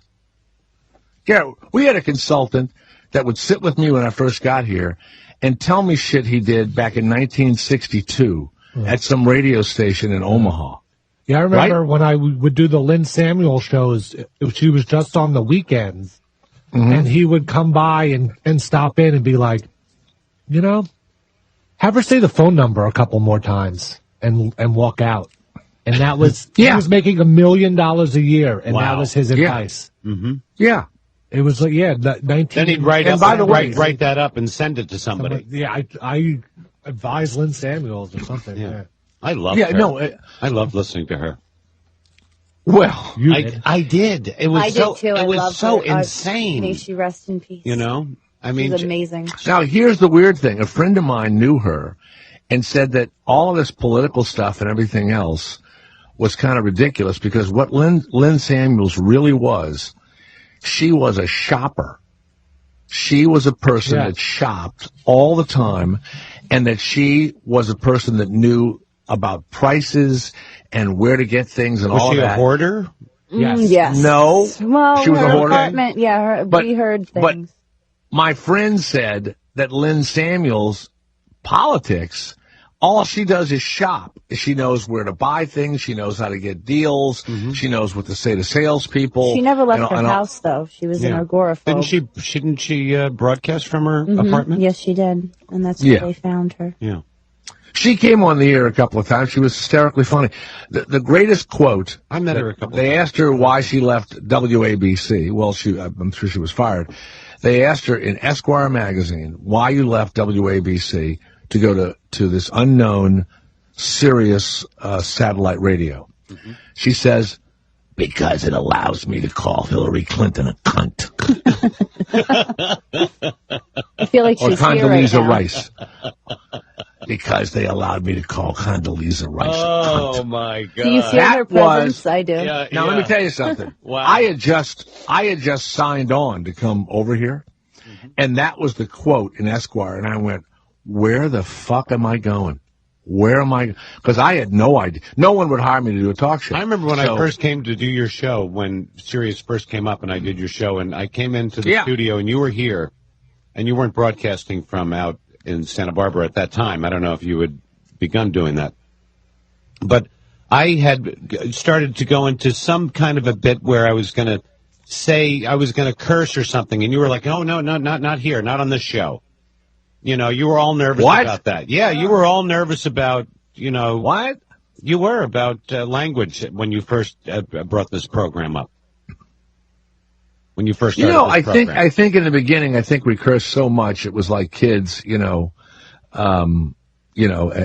schoolyard. And then I started thinking, if somebody's ever going to hear me and hire me someplace else, I better not be, saying fuck, shit, and all that stuff. Yeah. Well, then after a while, I realized that they're not going to hire you anyway if you're not right wing, because that's the only thing that they're comfortable with. It's like radio stations now; they're only comfortable with hip hop or they make tons of money, or they have big ratings and they make tons of money, but they're not real top 40 stations anymore that play middle of the road kind of stuff. They really even like the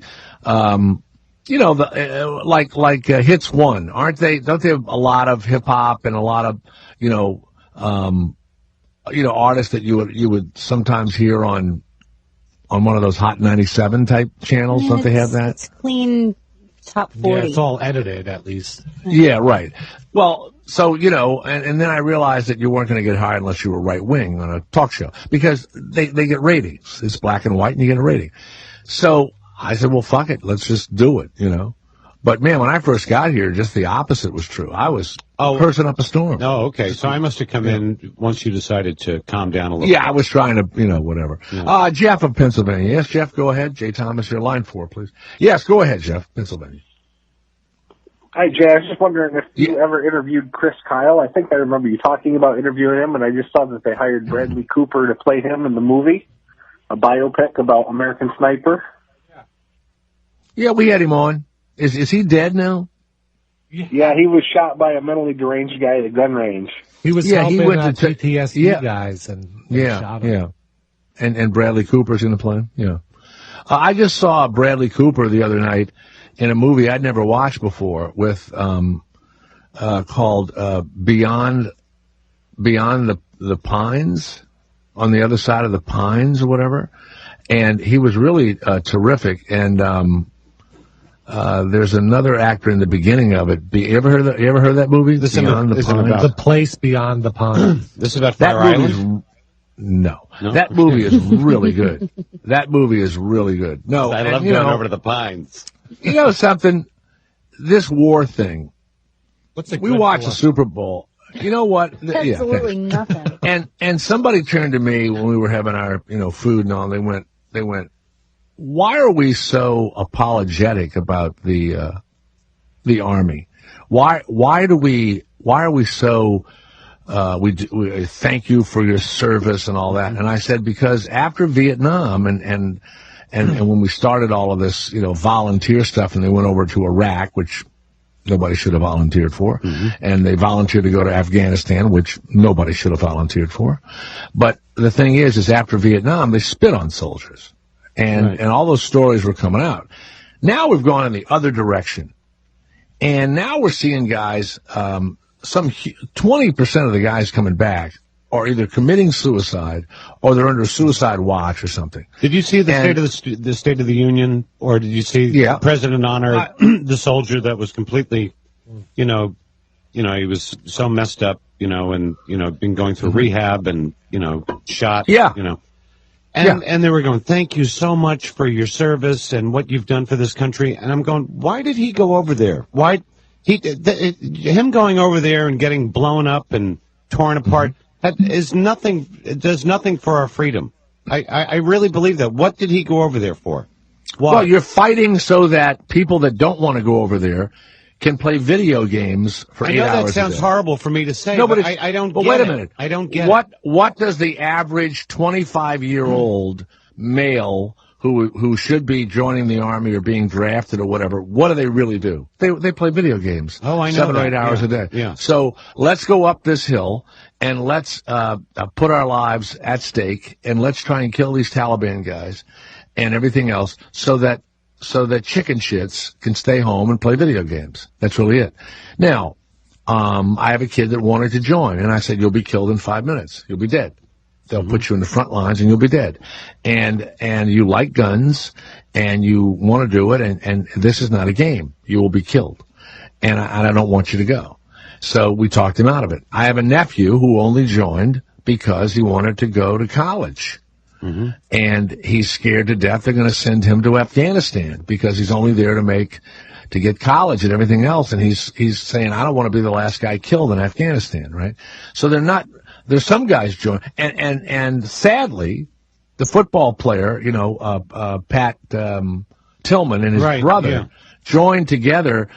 And when they got over there, you've got to really read that stuff. Forget the movie. You've got to read what Pat Tillman and his brother started saying. This is a clusterfuck, and the guys that are over here are not the best and the brightest, and they don't want to be here either. And we've got frightened fucking lieutenants leading us. Guys out of West Point are guiding really not well-trained volunteers, and they are trained soldiers from West Point or from the Naval Academy or whatever. It is and the next thing you know, he's killed by friendly fire from a group of individuals that his own brother is with, right? So it's a clusterfuck. But I think it's so different from like World War II when, they bombed Pearl Harbor and we said we have to sign up and we're ashamed. When you're ashamed and somebody walks into your house and you're ashamed, you hug them, you apologize to them, you welcome them in, you've done something that you're ashamed for, and they may not even know it. We are ashamed that we are sending and allowing young people to go into harm's way in the most useless wars ever invented by the United States, ever. And they are Iraq and they are Afghanistan. And we can see the progress, over in Germany and England and Poland and, even Russia now today. But wait a minute, let's go to the Civil War. When the Civil War was over, the South said, okay, we give. It's over, we give. And the generals, and they didn't hang anybody. When the Second World War was over, we hung some Japanese. We also hung a bunch of Germans. But the people we gave billions of dollars to, and we rebuilt, the Marshall Plan and all that. We rebuilt Europe and everything else. But the people gave up. But what are we doing in Afghanistan now to end? Nothing. The guy wants us out, and he's already got billions of dollars stashed with his brother somewhere. Karzai wants us out. Yeah. And the Taliban, they're upset now that Fallujah's been overrun by the Taliban. Well, what the fuck did you expect? We're also dismantling $1 billion of equipment. So what are we going to do in Afghanistan now? So nothing. We're gone. And here's the other thing. We're tearing down the buildings that we built. We're tearing them down. We spent $1 billion on that green zone. $1 billion. And it will be lived in, and it will be the base for the new Taliban government. And what's sad is young girls will not be going to school anymore. And I'll tell you one thing that's going to happen. There won't be any heroin coming out of Afghanistan. The Taliban, when they were running things, there was no poppies grown in Afghanistan. I doubt that. Now they're using, yeah. They'll kill them all. They'll kill them all. Yeah. But what's sad is that's why at the football games, and that's why when people see a soldier, we are ashamed. It's just like when you've been rude or you think badly about somebody and they may not even know why you're being so kind to them because you've done something behind their back. Not one of those people should have been sent overseas. I voted for Barack Obama because I thought he was going to take everybody out of there, and he wants them fucking in there now, and I hope Karzai throws us the fuck out. The other day, well, he did. John Kerry. We're out of Afghanistan now. And we're out of Iraq. We're not out of there. Nowhere near out of there yet. You want to hear something else? The European Union accused John Kerry in the United States of not wanting to put soldiers places anymore. And he had to apologize for, this just happened the other day. He gave a big speech. Oh, no. We are still committed to have soldiers in Germany and soldiers here. Why? The European Union wanted to make sure that we're still there with all of our weapons and all because it brings billions of dollars into them. Mm-hmm. We should be ashamed. You should be drafted for a year or two, and if you don't want to fight someplace, do public service, do something. I mean, do that, whatever. But this isn't Israel, and we're not under attack by anybody. Here's an incredible lawsuit that's going on, and then we'll go to break. We captured a bunch of guys in Afghanistan, and we put them in Guantanamo Bay. According to the Geneva Convention, once you stop hostilities, you're supposed to exchange all prisoners of war. Every person that's in Guantanamo that was captured in Afghanistan or Iraq, as soon as hostilities are over, we should return them back to their countries. That is a rule. We did it with Japan, we did it with Germany, and it was done during the Civil War. And they don't want to let those guys go from they have Guantanamo. They have let a lot of them go. 10 of them go. 10 of them go. More than that. There's only a few left there now. Yeah. So and some whenever of the people that we have let go, they have turned and they've gone back and they've committed acts of terrorism again after we've let them go. I flew somewhere last year, and I talked about this on the air. I flew to the Midwest or something. I was doing a bit someplace, and I flew to the Midwest, and I'm waiting in the airport to be picked up. And I walked through the airport, and this woman in full camo gear walks down the middle of the airport on crutches. A woman, and a big woman too, like she could handle herself. Mm-hmm. Everybody stopped. Everybody. And this was in the middle of the hostility, so it's like 5 or 6 years ago. And then her parents are waiting for her just on the other side of the gate. I'm going to tell you something. There wasn't a dry eye in the building, right? And I was ashamed. That's all I felt. I felt shame. So, of course, when I walked by, everybody was saying thanks for your service and all of that. That's shame. Mm-hmm. That's what that is. So, that's why we're guilty. Butch of South Carolina. Yes, go ahead. Hey, Jay. My dad's 32 years retired from the service, Army recruiter, and that's the reason he got out, is because he said he was ashamed to send those poor guys over there to get their ass blown off. Wow. That's true. Yeah, absolutely. And I feel badly for the recruiters because, they're they're not bad guys.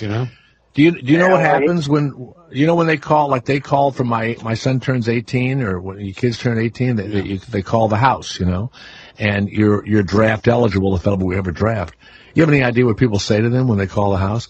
Leave my son alone. Don't call back here again. I am not giving my son this message. Mm-hmm. And they slam the phone down. Mm-hmm. It's like they're like telemarketers now. and recruits come onto high school campuses and to college campuses, and the parents swarm into the principal's office and say, get those guys off because they're making the kids think they're going to be in a video game, overseas. So, well, look, sorry about that. That's it. I enjoyed your show, Jay. I've got to go. Well, yeah, not the, you know what? Not the funniest show we've ever done, but we're all sad about poor Jay Leno. All right. By the way, that's why. Thank you. That's why they're giving Jay Leno all these tributes. They're ashamed. Same thing. They know they're doing the wrong thing. It'll turn out for them. But everybody that's called is right. Why are they getting rid of him? Wouldn't you think so too, Kevin? If you're a vice president at NBC and you helped make the decision, how would you feel when you saw Jay Leno walk down the hall? Even though he's worth hundreds of millions of dollars, how would you feel when you saw him walk down the hall? Hi, Jay. Thanks for your service. Yeah, thanks for your service. Thanks for your service, right? I guess so.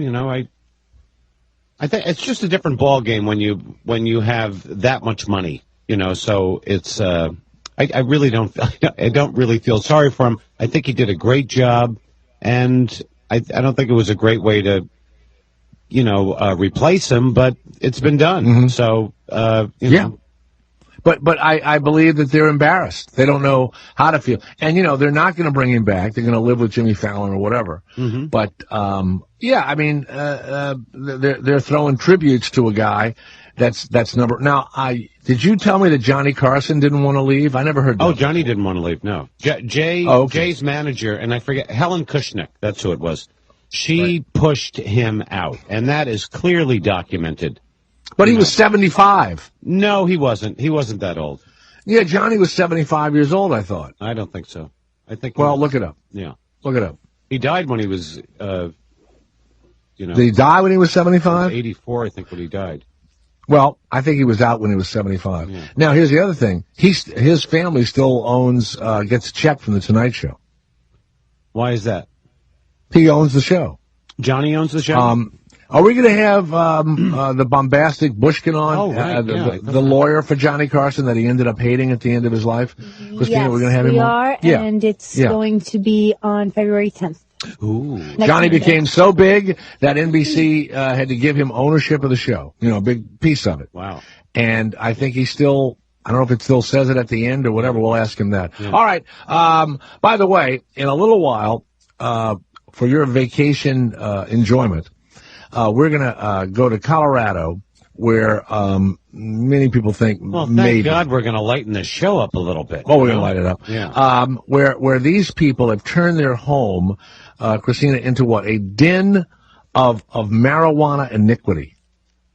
Where you go to their home. It is. You go to their home and you're naked, and they provide you with a room and food and a hot tub. This is not going to work out well for them. And marijuana. You're wrong, Kevin. You're so wrong about this one. This is not. And if she will give Christina a couple of days for free, I will fly her there to do live reports. Research. Live reports. All right. So that's coming up in a few minutes. All right. It's the Jay Thomas Show, and some of your voice boxes are on the way. The Jay Thomas Show. He's the afternoon guy. I'm a minor genius. What is this, huh? Sirius XM 104.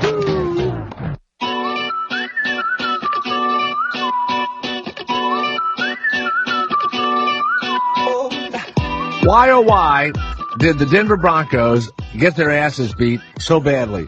Richard Sherman, the defensive back. It's Richard, right? Richard Sherman, who was the big, talker after the NFC Championship, NFC Championship, and all that stuff. He is claiming now that they cracked the code of Peyton Manning's hand signals. Oh, I read this morning. Yeah, and they knew what he was going to do. Mm-hmm. Now, I did not hear Peyton Manning say Omaha one time during the game. No. Did you know that? Nope. Never said Omaha.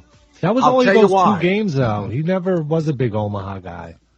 Well, also, the city of Omaha or some company, every time he said it, they were going to give $7,500 to some charity or whatever.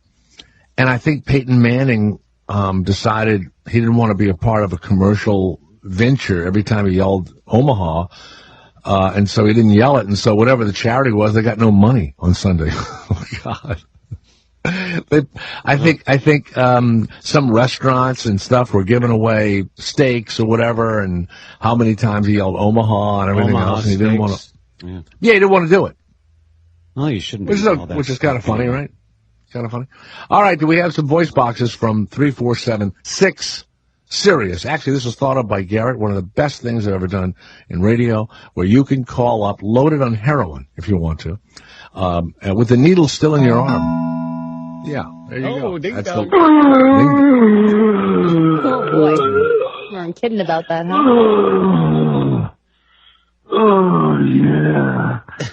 Oh, Christina. Oh. This is oh, no. Garrett. Yeah, Garrett. Oh.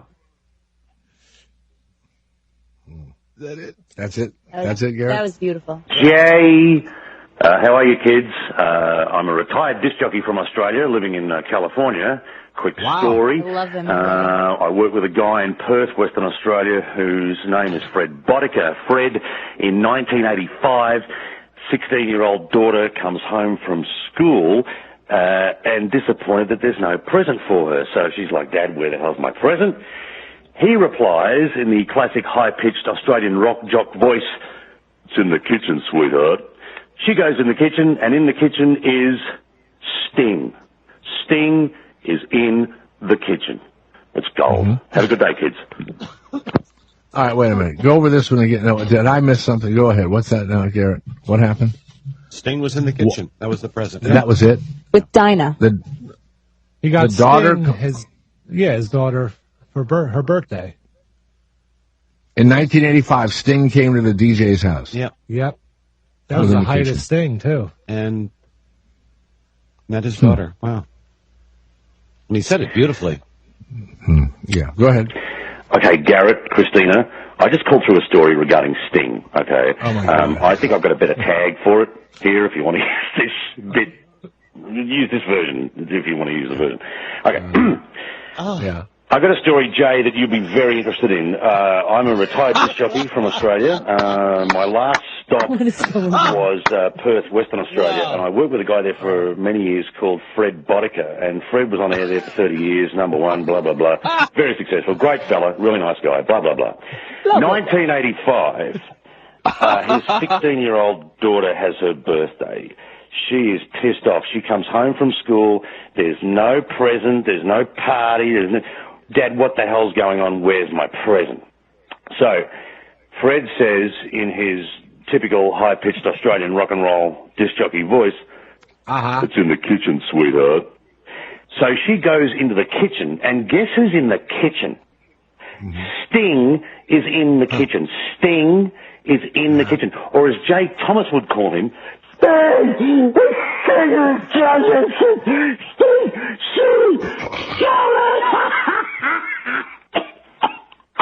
Thank you. Wow. I'm so confused. I wish he'd call back again. Wish. Well, that would be great. I don't. Would I yell like that? I don't know what that was. That final Remember thing. you went to the Sting concert and you called up Shuley? Well, it was and you loud. Just yelled Sting the whole time into his phone. Well, it was loud. It was loud. But that's I got a funny question for Kevin. Has anybody ever told you that you look like the guy from The Producers with Matthew Broderick? Oh my God! Nope, never. Yeah, I hear that all the time. I was watching TV last night and could have sworn it was you. All right, bye. Thank you. What we talked about to answer this is that Nathan Lane, Kevin would have been more successful if Nathan Lane had died of some disease back in the 80s when he was doing glory holes all over town. Oh, and God, he just didn't. You're horrible. He just didn't. He lived. And you know, look, there are people that there are a couple of actors that sound. There's an actor I know that sounds like Jack Nicholson. I mean, he just sounds just like him, right? But there's already Jack Nicholson. I told you that I got hired to do the, what was the franchise movies that he did? You know, the voiceover. I don't know. Remember? I forget. But anyway, they asked me, he didn't want to do the third one. So they asked me if I would do it. And I said, I'd love to do it. So I go in, and I'm recording this up in Toronto. And they go, could you be a little lighter in the loafers? You know? They really said that to you? Yeah, little light in the loafers. And so I kind of lighten it up a little bit, you know, and then they finally... light in the loafers? Yeah, light in the loafers. And that's so incorrect. That's just so politically incorrect. Well, that was in Toronto. So they eventually they replaced me because they had a Nathan Lane impersonator that came in and did the voiceover instead of me. Billy West. You know, so. Billy West imitated Robin Williams in the cartoon version of Aladdin. Mm-hmm. What's so funny is, why pay Robin $1 million when you could have hired Billy West? Yeah. You know, it's so weird to me. He sounded just like him. So, do we have one more, Gary, before we go on? Hey, Jay, you ever take an angry poop? You know what I mean, where it's just a frustration, or it's a never-ender, or a can't-stop wiper? Me too, man. I call it a grump. You know, an angry dump, a grump. I've changed the name to Angry Turds instead of Angry Birds.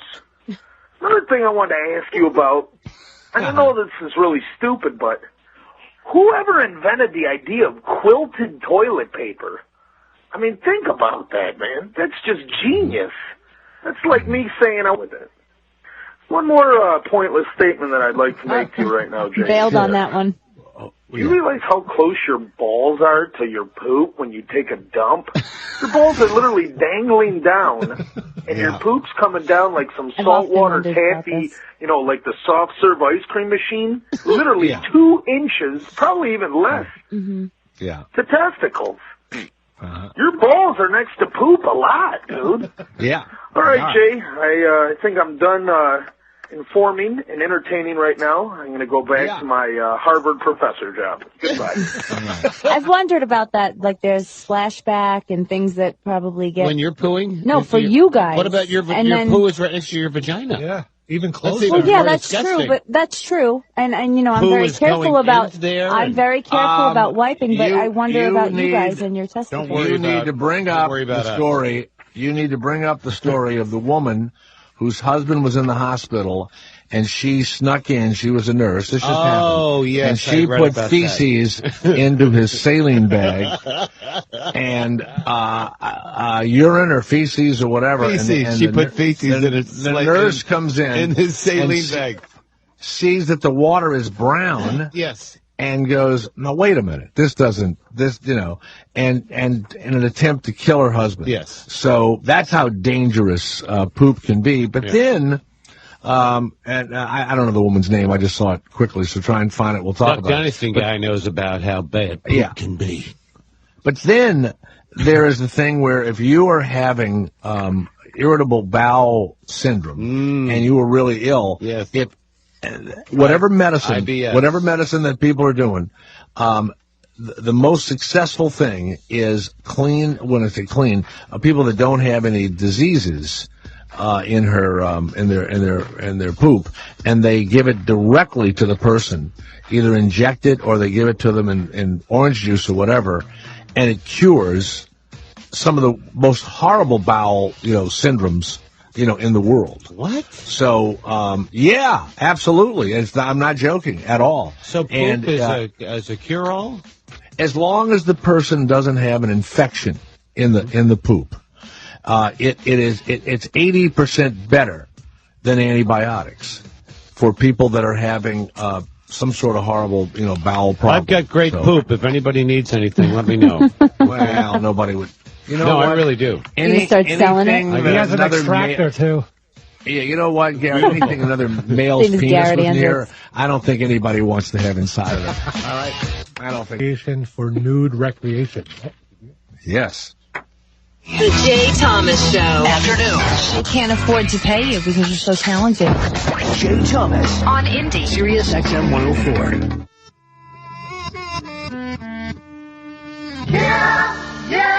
Oh yeah, what condition? My condition is in. Oh my God. I woke up this morning. Now, what's his name? This is Colonel he was Kenny the lead Rogers. It was Kenny Rogers, but the name of the group was what? First edition. First edition. Yeah, they didn't say. And then after it was a hit, it was Kenny Rogers in the first edition. You know what? They closed the Kenny Rogers Roaster here in my town. I always loved that place. They still have a few of them left. Always good. Well, we have two members of the AAFNR coming on, the American Association for Nude Recreation. Let's welcome Dale Dyke. And hey, how you doing? Well, we're good, Dale. How are you? Dale, you're in the lovely town of Belmore, Colorado. Welcome to the show. How far is that from a major metropolis? Well, actually, we're in the metropolitan area of Denver. Belmar is actually a neighborhood describer. We're in the city of Lakewood, we're 15 minutes from downtown Denver, 15 minutes from Red Rocks in the mountains. You're south of Denver? Mm-hmm. West. West. Yeah. So after the recreational marijuana thing came about, you and your wife decided to open a bed and breakfast. Describe it to us. Give us the name of it, where people can go online and find out about it, and what you offer. Great. We are Get High Getaways. We're at www.gethighgetaways.com. We're just a typical West Side house. We're a decent neighborhood. We look a lot like everybody else on the block, but we remodeled the inside to be, definitely above average. We've got 2 bedrooms, one with a king-size bed and one with a queen-size bed. And we only take one party accommodations at a time. So you have an exclusive accommodation with us. It doesn't matter if you're 1 people or 4 or 5 people. You're the only party staying with us at that time. Now, why can't a couple sleep in one room and then another couple sleep in another? Why would that be a problem? Well, the biggest part of our service is that we have a luxury car service. So we're really set up to take care of people flying into the Denver area. We'll pick you up at the airport. We'll get you back to the B&B and get you all comfortable. And what kind of car do you have that is so luxurious? Oh, it's just a Mercedes. I mean, it's just a big black sedan, know. Okay. But it's my wife's car, and she loves it, and we're kind of proud of it. And most people seem to enjoy being driven around in style. So, the whole time you stay with us, we'll take you anywhere you want to go. You never have to drive yourself anywhere. You've got a designated driver 24 hours a day. Now, what about the marijuana? You're not allowed to sell it, are you? No, we don't sell anything. We're strictly lodging and car service. But we do grow marijuana in our home. And, we have a 100% legal grow room, and we produce our own. Can you come down in the middle of the night, and instead of going to get cookies and milk, you just go into the grow room and grab a couple of leaves or whatever and go back to your room?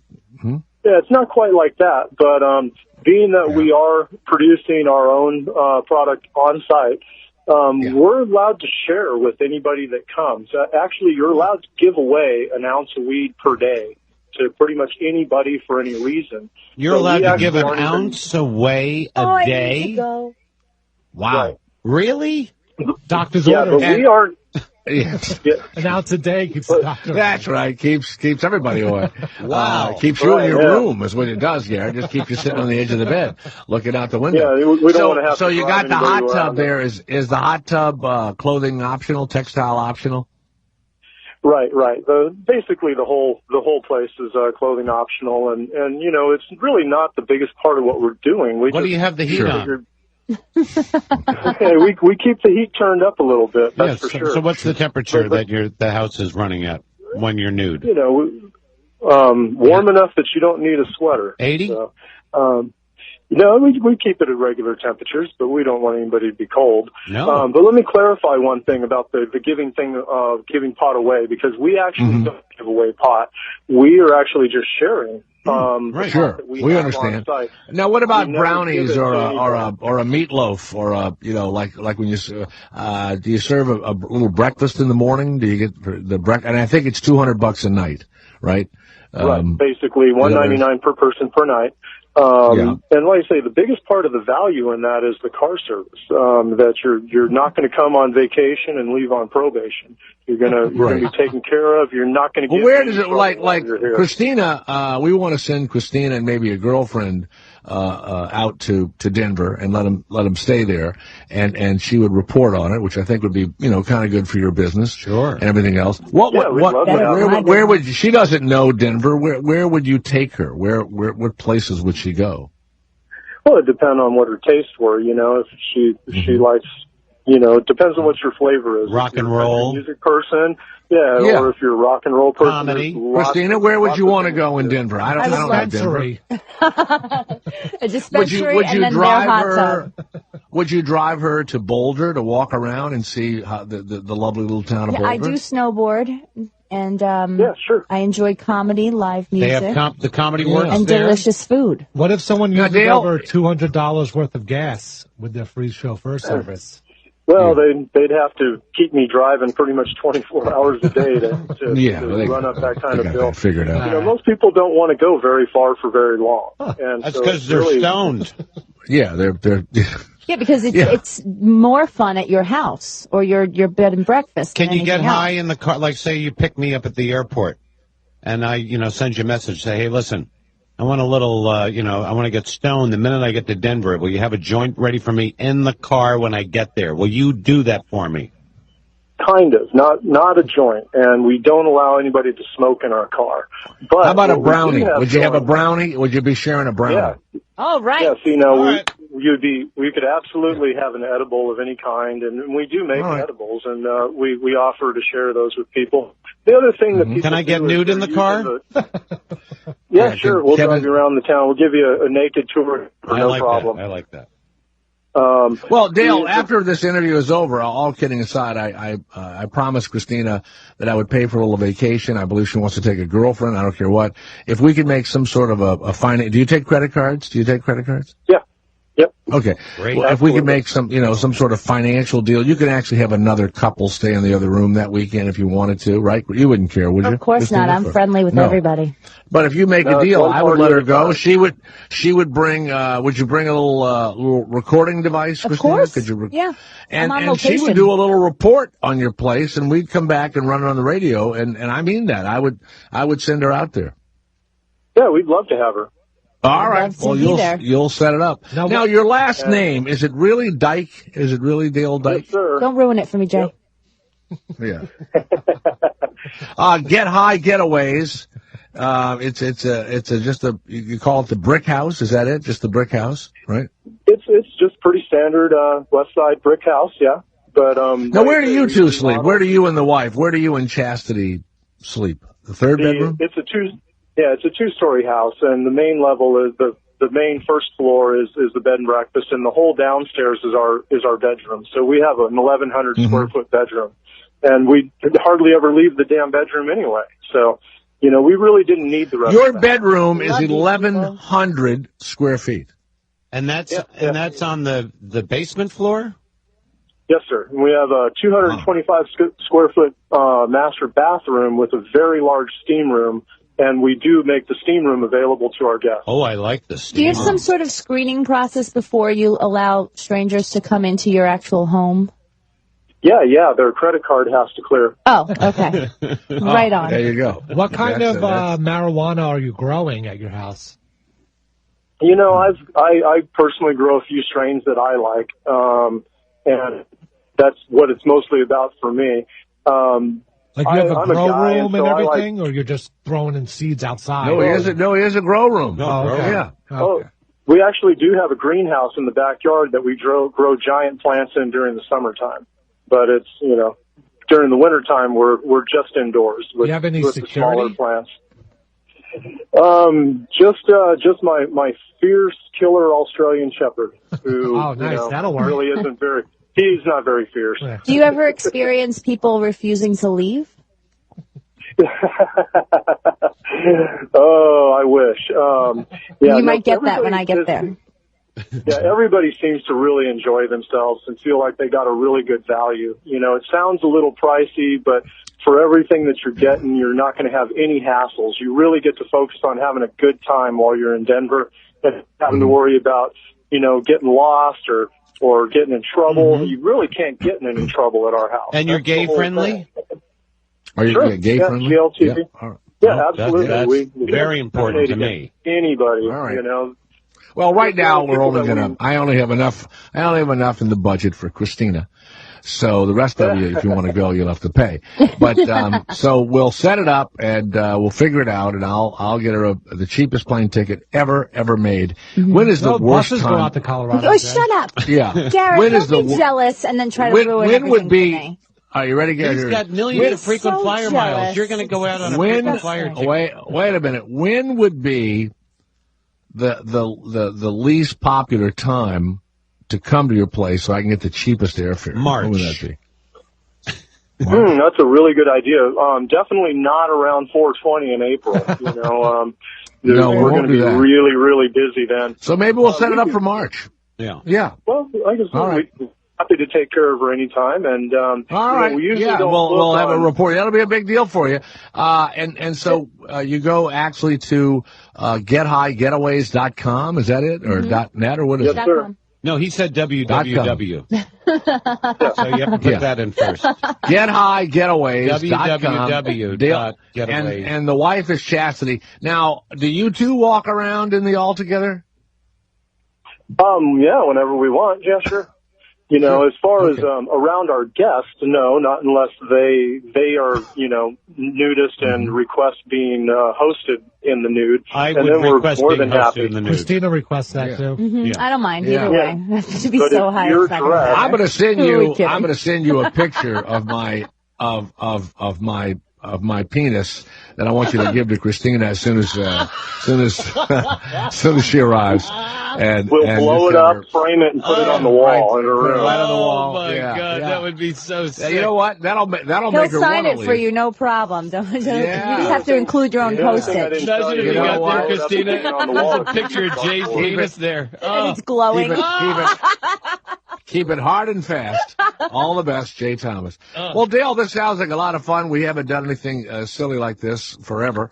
And so Christina will go out. She really wants to do it. I owe her a little vacation. She works really hard for me for very little money. And and my credit cards, one of them will clear, I'm sure. And we'll get her out there, okay? From New York to Denver's got to be what? Southwest Airlines? They got to You could do Southwest, yeah. nonstop. Southwest goes So, up there. But you're Wow. big on Well, American, Dale- so you could give her an American Airlines. I got them all. Yeah. Dale Dyke and his wife Chastity get high getaways. Let's go to Tommy, who is in San Jose, California. Tommy, would you ever go over to Get High Getaways? Does that sound like a lot of fun to you? Get High Getaways? Yeah. Especially if Christina's there. Fuck yeah. Yeah. No, You and you're not Christina. going to be there when she's there. No, Sure no, you are. he says. No, there's no. You have to go by yourself. All right. Thank you, Tommy. What, Tommy? What he's going? You know what, Dale? I don't need to clear their credit cards. I can tell the nuts just by their voice. You know. Yeah. You know what? I mean, have you had some people that are not from, certainly not from Colorado or a state where there's a lot of marijuana that you've had to say, okay, you've overdone it a bit. We gotta pull you back. You can't a little bit. overdose on marijuana. Not overdose, but they get over get stupid. annoying. Yeah. I Have you think had to that's deal an with that? important part of our service is to, try to take care of people and try to keep them in a good place and not let them overindulge and let them, get too high. And it's just, I think that, really safety is our first thing. We're really concerned about the safety of the traveler because so many people in Colorado are really worried about people coming here from outside of the area. And you want to hydrate all yourself wasted and always. causing problems, Yeah. So we're Now, do you get higher keeping people because out of you're at? Do you get higher because you're at 5,280 feet? Do you get because you're a mile high? that could be, I don't know for sure, but I know that when you drive up in the mountains, there's a place on Mount Evans, you can drive up to 14,000 feet during the summer. And if you smoke weed on top of Mount Evans, buddy, you are gonna pass out, man, because there's no oxygen up there. Well, let's bring her up to Mount Evans. Let's do that. Yeah. Let's make her pass out and never come back. Yeah. Now, is there a pizza delivery place that you really like there? Because that's really what she lives on. That, and is there a super hamburger joint in town that she's pretty easy when it comes to food. Do you have like a hamburger joint you like? 5-year-old's palate. Yeah. Oh, we've got so much good food so close by that, there's not good food, pizza and hamburger. Too. You do? Pizzas and hamburgers are food too. Yeah, thank you. That's good That's food. also That's good food. All right, stop fighting you. Let's go to JC of Texas. JC, where were you planning on taking your next vacation or a weekend getaway? Where were you planning on going, JC? Colorado. Yeah. There you go. Rocky Mountain. And you would go to get high getaways. I mean, would you really do something like that, JC? Would you take your loved one with you? Who would you take with you? Yes, more than likely. But I'm kind of wondering for the heavy smokers, does he have a limitation on how much he actually shares? 1 ounce a day. 1 ounce a day. We're not even giving away. We're not even giving away pot. We're sharing pot. Nobody's ever. Okay. If I give it to you, you can take it with you and do what you want, which you cannot do at our house. You can smoke as much as you want. We kind of dare you to try to smoke as much as you want. Oh, it's on, Dale. It's so on, like donkey. Have you ever come out and somebody was floating dead in the hot tub? Has that happened? Have you had that? What's that? Have you had anybody die in the hot tub? No, absolutely not. Good. All right. Well, Christina, I'm going to provide. I'm going to find myself a husband up there. That's it. This is happening. Who are you going to take with you? I'll probably take a girlfriend with me because, I'm a single lady, and then I'm going to go find myself some. Yeah, nice Colorado. Dale, is there a lot of competition in what you're doing? Other kind of get high getaways. If we go online, will people see other places also? Yeah, that's a really good question. I just got registered in a marijuana friendly registry of places to stay, and it's not that big. So there's really not a whole lot of places. I know a lot of the hotels are kind of redefining. Do you have anybody staying there this week? I just dropped off my guest at the airport just now, and we're not booking anybody else until Friday.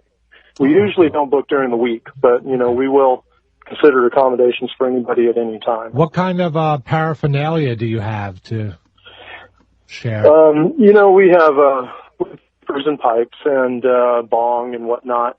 Vaporizer, that was very popular. Yeah, we've got like the vape pens and stuff, but dabbing is really popular here in Colorado. I don't know if you know what dabbing is. But no, is that a wax? Taking off here, what is dabbing? What is dabbing? Really what is that? What is it? Isn't it dabbing? like a whole contraption? Yeah, DAB. Looks like a hamster tube almost. Yeah, people are calling Denver Dab City now. It's their new nickname. And it's basically you're burning a small amount of concentrate at a rapid rate, and you're basically getting a whole joint's worth of THC in one hit. And that's a wax, kind of a wax substance, yeah, isn't that's called dabbing. And dabbing is taking off like crazy, and the concentrates are running wild, How do they make man. that? How do they make the wax? You grow marijuana, so you know a little bit about that.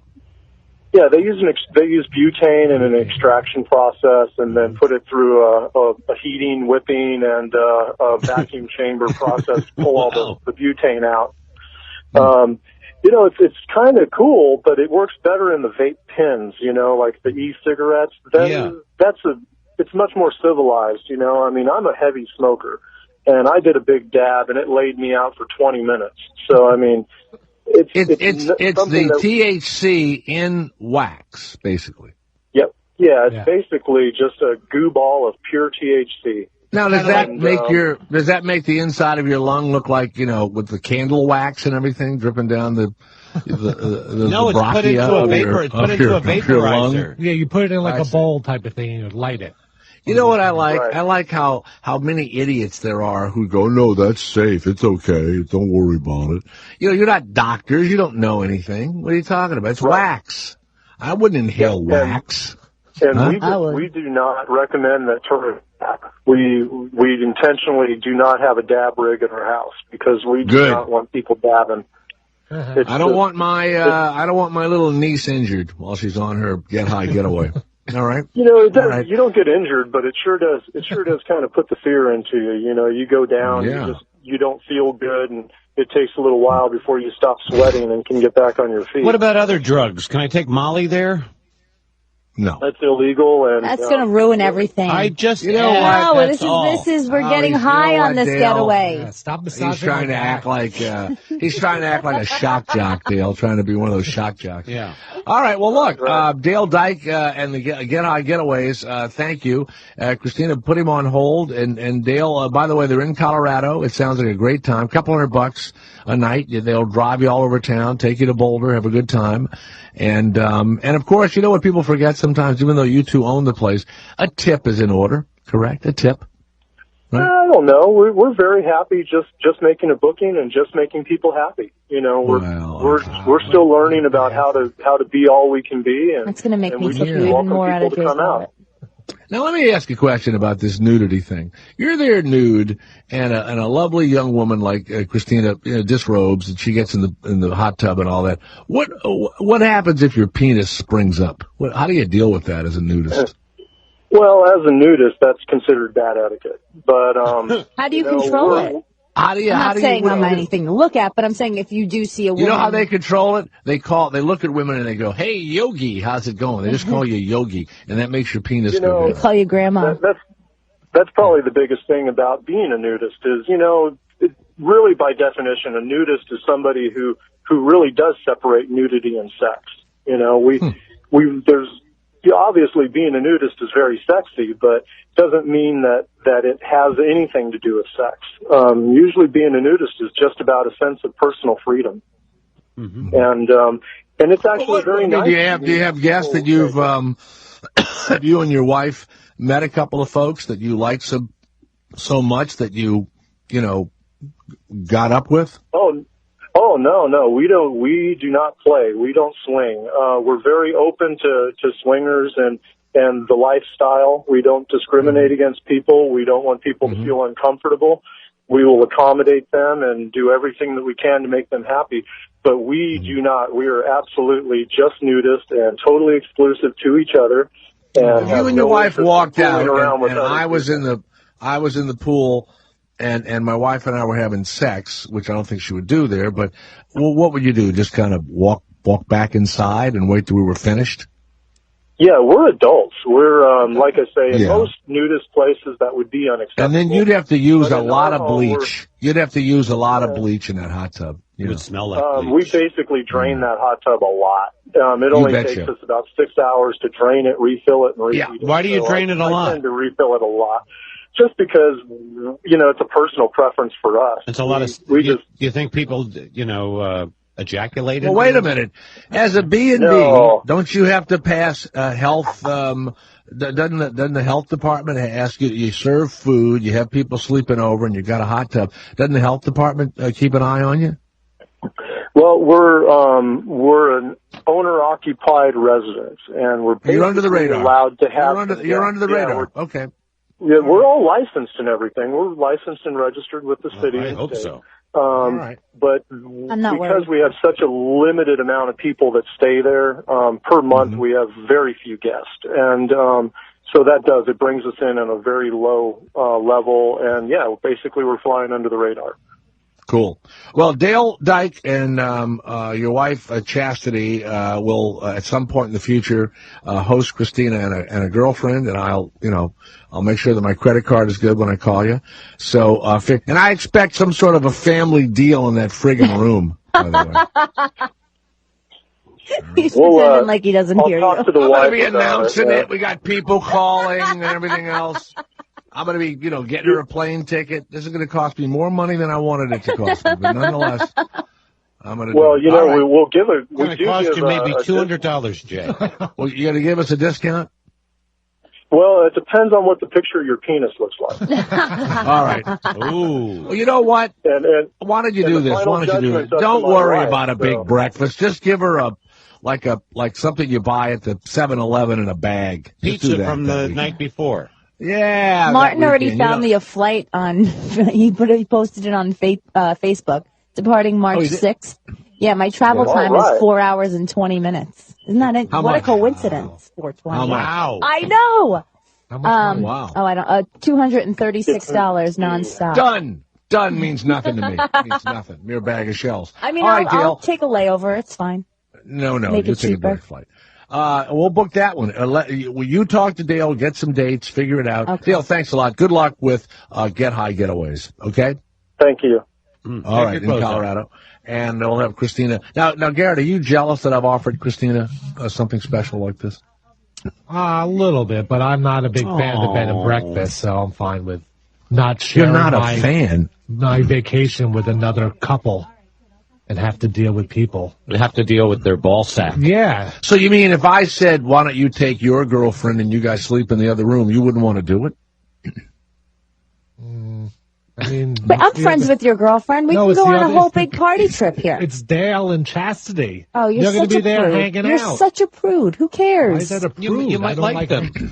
You might end up liking But I them. might not. No, they're But you're not. only there like a day or two. You know what I mean? Why? Yeah. Jay's Why only risk going to it? put you up there for a night. I know, honestly. What do you think is going to happen no, here? No, you're going to be there Friday and Saturday night, leave Sunday. Garrett, you're not going to have to deal with them. They know what they're doing. They'll back up. Yeah, they'll Now, probably just get involved. Will you if and your want them to. girlfriend You'd have get eat naked? breakfast. You had to eat breakfast with them in the No, morning. you No, don't have they to serve do that. you the You pass breakfast. the eggs, Gary? You Oh, don't- I mean, Gary. He's really thought about You that. want some bacon? Oh, pass the pepper. No. Oh, my God. Garrett. You going to They eat that don't- last egg? I'll take it off your plate. No, All right, they Dale. they It's on serve a you. first name basis with them. They serve you. Yeah, but you then fool. they sit down. It's not at the always. same I think you're table. taking Gary, like a why don't you sitcom version of this. While we drive to the airport, Garrett. What you doing in that I'm- shower? Get out. I got to take one.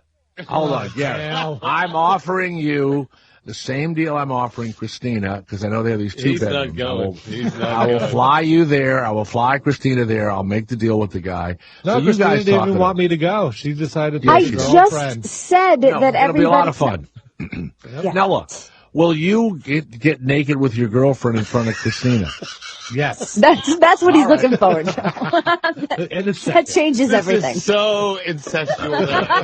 This is what I want. Wow. I want Christina to come out of the sliding glass doors. I don't want to hear Right, about this Garrett, anymore. right by the like my Home daughter. Depot, right by the Home Depot grill that they have out there. Okay. And she comes out in her flip flops and her robe with her hair tied up. And I want you to have your girlfriend in the hot tub and you're slapping your penis against her forehead. That's all I want. That's what I want to see. That's what I I want could to hear. Instagram that for you if you My want. girlfriend definitely. You know wouldn't what? go to this. She can get into it? No, she doesn't No. smoke weed, so. She doesn't smoke weed? No, she would hate So it. you'll be by yourself in the other room. Yeah, jerking off. I'll bring you know what, Garrett? Do a vacation. And I'll be like, shut up Garrett. over there.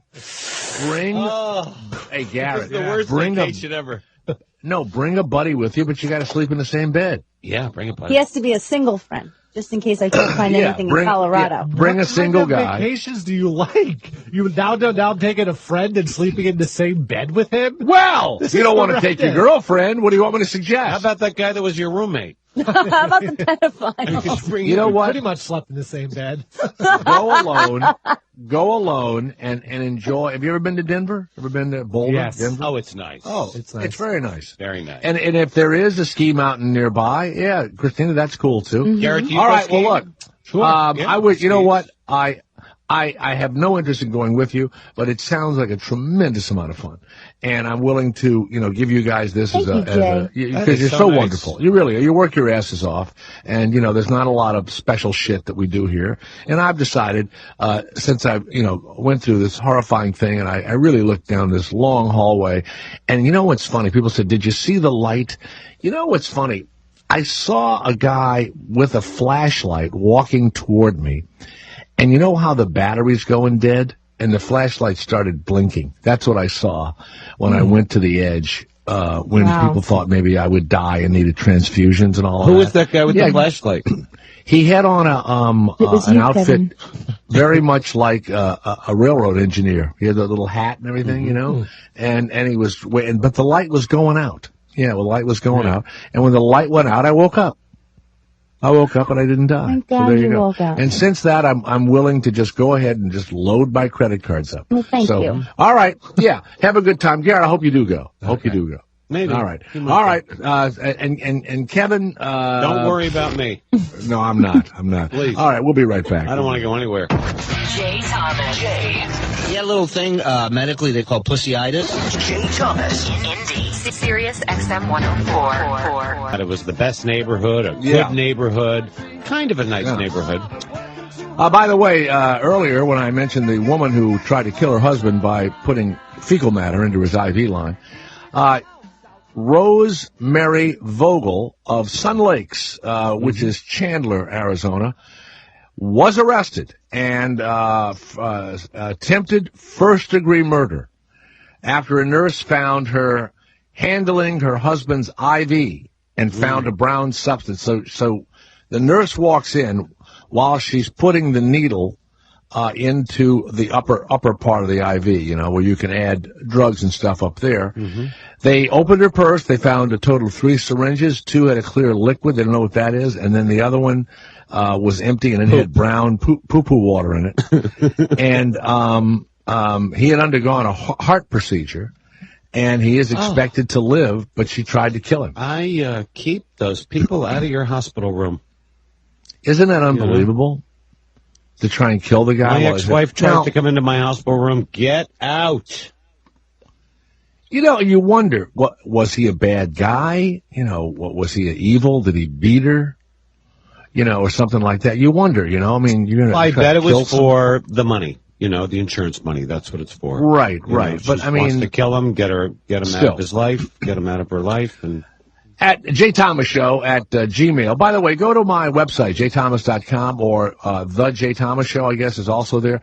And we have put together, this engineer and I have put together almost everything I've ever done is there and available for you to see. A lot of crazy TV shows and appearances and my acting reel and voiceover and all kind of stuff and pictures and everything else. And it's Did you ever get permission from film from studios? I tell you what will happen. Every now and again, I'll put something up there and it'll be taken down by somebody. Okay. And I just put it back up again. But no, I haven't had a cease and desist. But if they do, I'll cease and desist if they want to.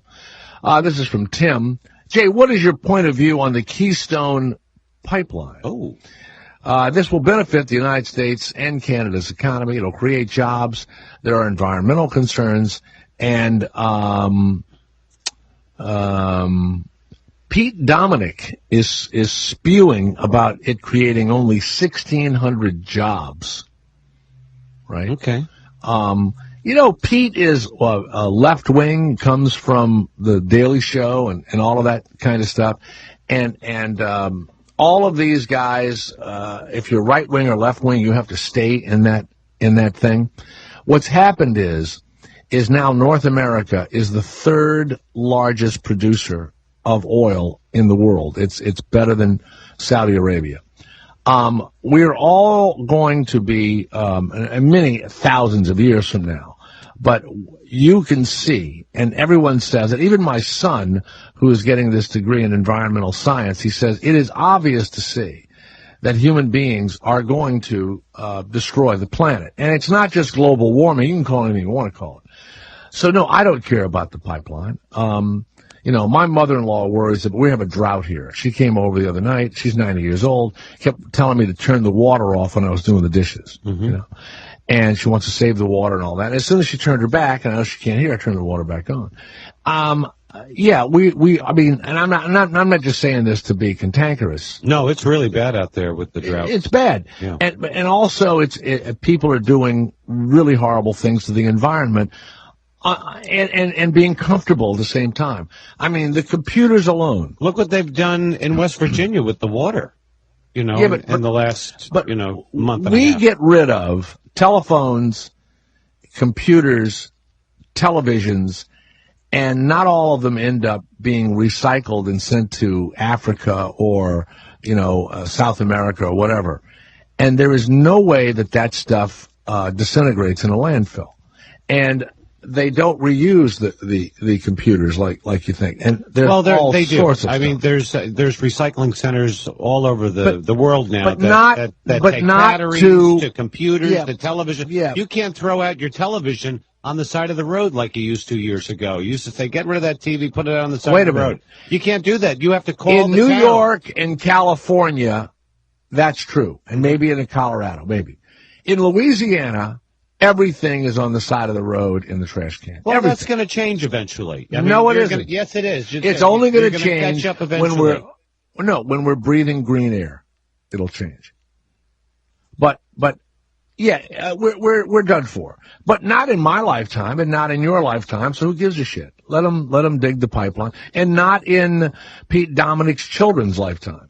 So, and people I don't want the pipeline coming through the middle of the country. I don't want that. You don't? No. You don't want that? No.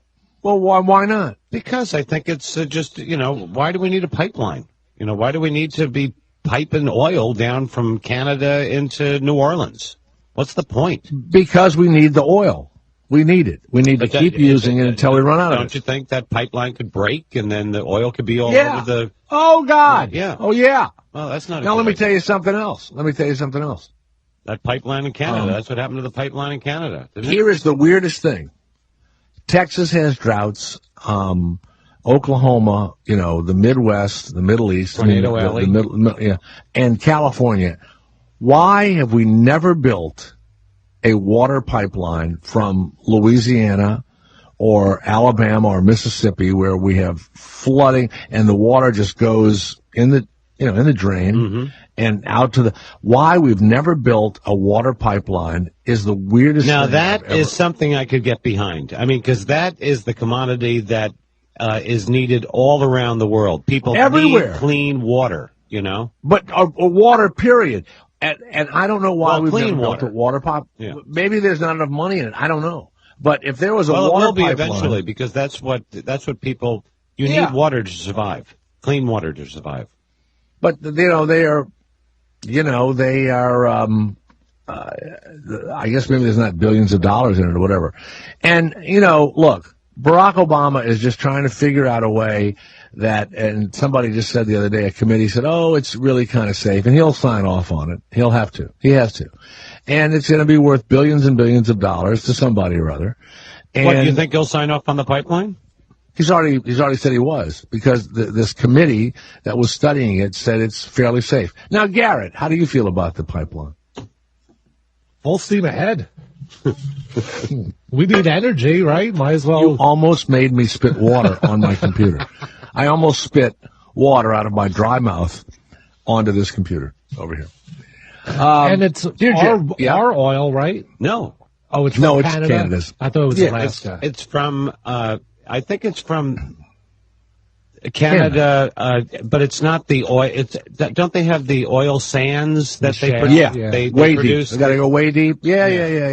I think that's how it's produced. Jim says, Jay, if you're serious about having this summer party, I would like to volunteer my time to help planning the event. How is that? I am recently a retired high school guidance counselor. Well, I have a lot of time on my hands. That's just what we need is a guidance counselor. I could provide Garrett and Christina with the help they would need, from clerical tasks to phone calls to emails. Who said Garrett and Christina we're going to name a place. You'll pay your money. You'll come in. And you'll be sitting like way up high so no one can. Kevin will do, 20 minutes, 10 minutes. Bobby Slayton will do whatever. I'll MC the thing. We'll have the kids that have the diseases do their band will be there, and the Zambonis will be there, and that's it. No celebrities will be allowed. We will actually have pictures of celebrities out in front of the venue. Why won't you have celebrities? Why won't celebrities? No celebrities are allowed. None. Why? I'm That's sorry. not what we're about here. They ruined the Howard Stern birthday. They did? They were texting, they were talking, right or wrong. Isn't that what's happening? Yep. David Letterman was being interviewed on the stage. And it was such a good interview. They missed out on it. And Lena Dunham and her publicist and whoever the big celebrities were, they were all down on the floor texting and talking. And she got nude, actually. It was weird. No, she didn't. Did she really? No. But, no celebrities will be there. None want to come, and they're none invited. And you'll just come, and you'll pay your money, and that's it. We don't need any help. But Kevin will be there. You know what? He's a celebrity. Hey, Jim. I certainly am. Hey, Jim, you got $20? Welcome. Welcome. We don't need You should charge people for when they call up for the show. I like Can that. you do that? 1-900 number. We can make say, listen, if you want to be on the air, wait a minute. Christina will keep him. Wait a minute. It's going to be $7 a minute. Christina keeps them on the phone talking dirty for the first 4 minutes. Hey, what are you wearing? Hey, yeah. I'm licking my own nipples right now. And like Justin Bieber. Justin Bieber's on the other nipple. He's on the other nipple right now. I'm breastfeeding Justin Bieber as I speak. By the way, Justin Bieber How hot did that sound? Licking a nipple of a stripper with his friend Khalil. And people are going crazy on the internet because they're saying he doesn't know how to suck a nipple. He's biting the poor woman. And Khalil, wherever he's from, he's licking it properly. Yeah. And his dad set that up too. Isn't that wonderful? What a great dad. This is Jeremy Bieber. Yeah, the daddy. He's younger than me, isn't he? The daddy. Yeah. Oh, yeah. He's only 4 years older than I am. From Joe, Christopher Riviera. Shut up, Dick. Christopher Riviera, who was a prize fighter in San Juan, was shot to death on Sunday. His record was 5-15 in the 130-pound class. That sounds like my fight record. And they buried him in San Juan, Puerto Rico, in a boxing ring. They put his dead body in the boxing ring, standing posed. up, right? Yes, posed. Yes. He had a hood on, sunglasses. They had his rigor mortis body somehow being held up. Now, isn't it true that he wasn't? It was really hard to knock him down. Wasn't that part of the story? Who knows? I think it was that, and that's why they propped him up that way, because you could never knock him down. And so even in death, that was kind of the reason why they propped him up, because even in death, you can't knock him down. Wow. This funeral home has also had funerals for guys that were motorcycle guys, and they had the dead guy on a motorcycle. Didn't you have them on no, this as is a guest? No, this is in Puerto Rico. We called to have them on, and when they answered, But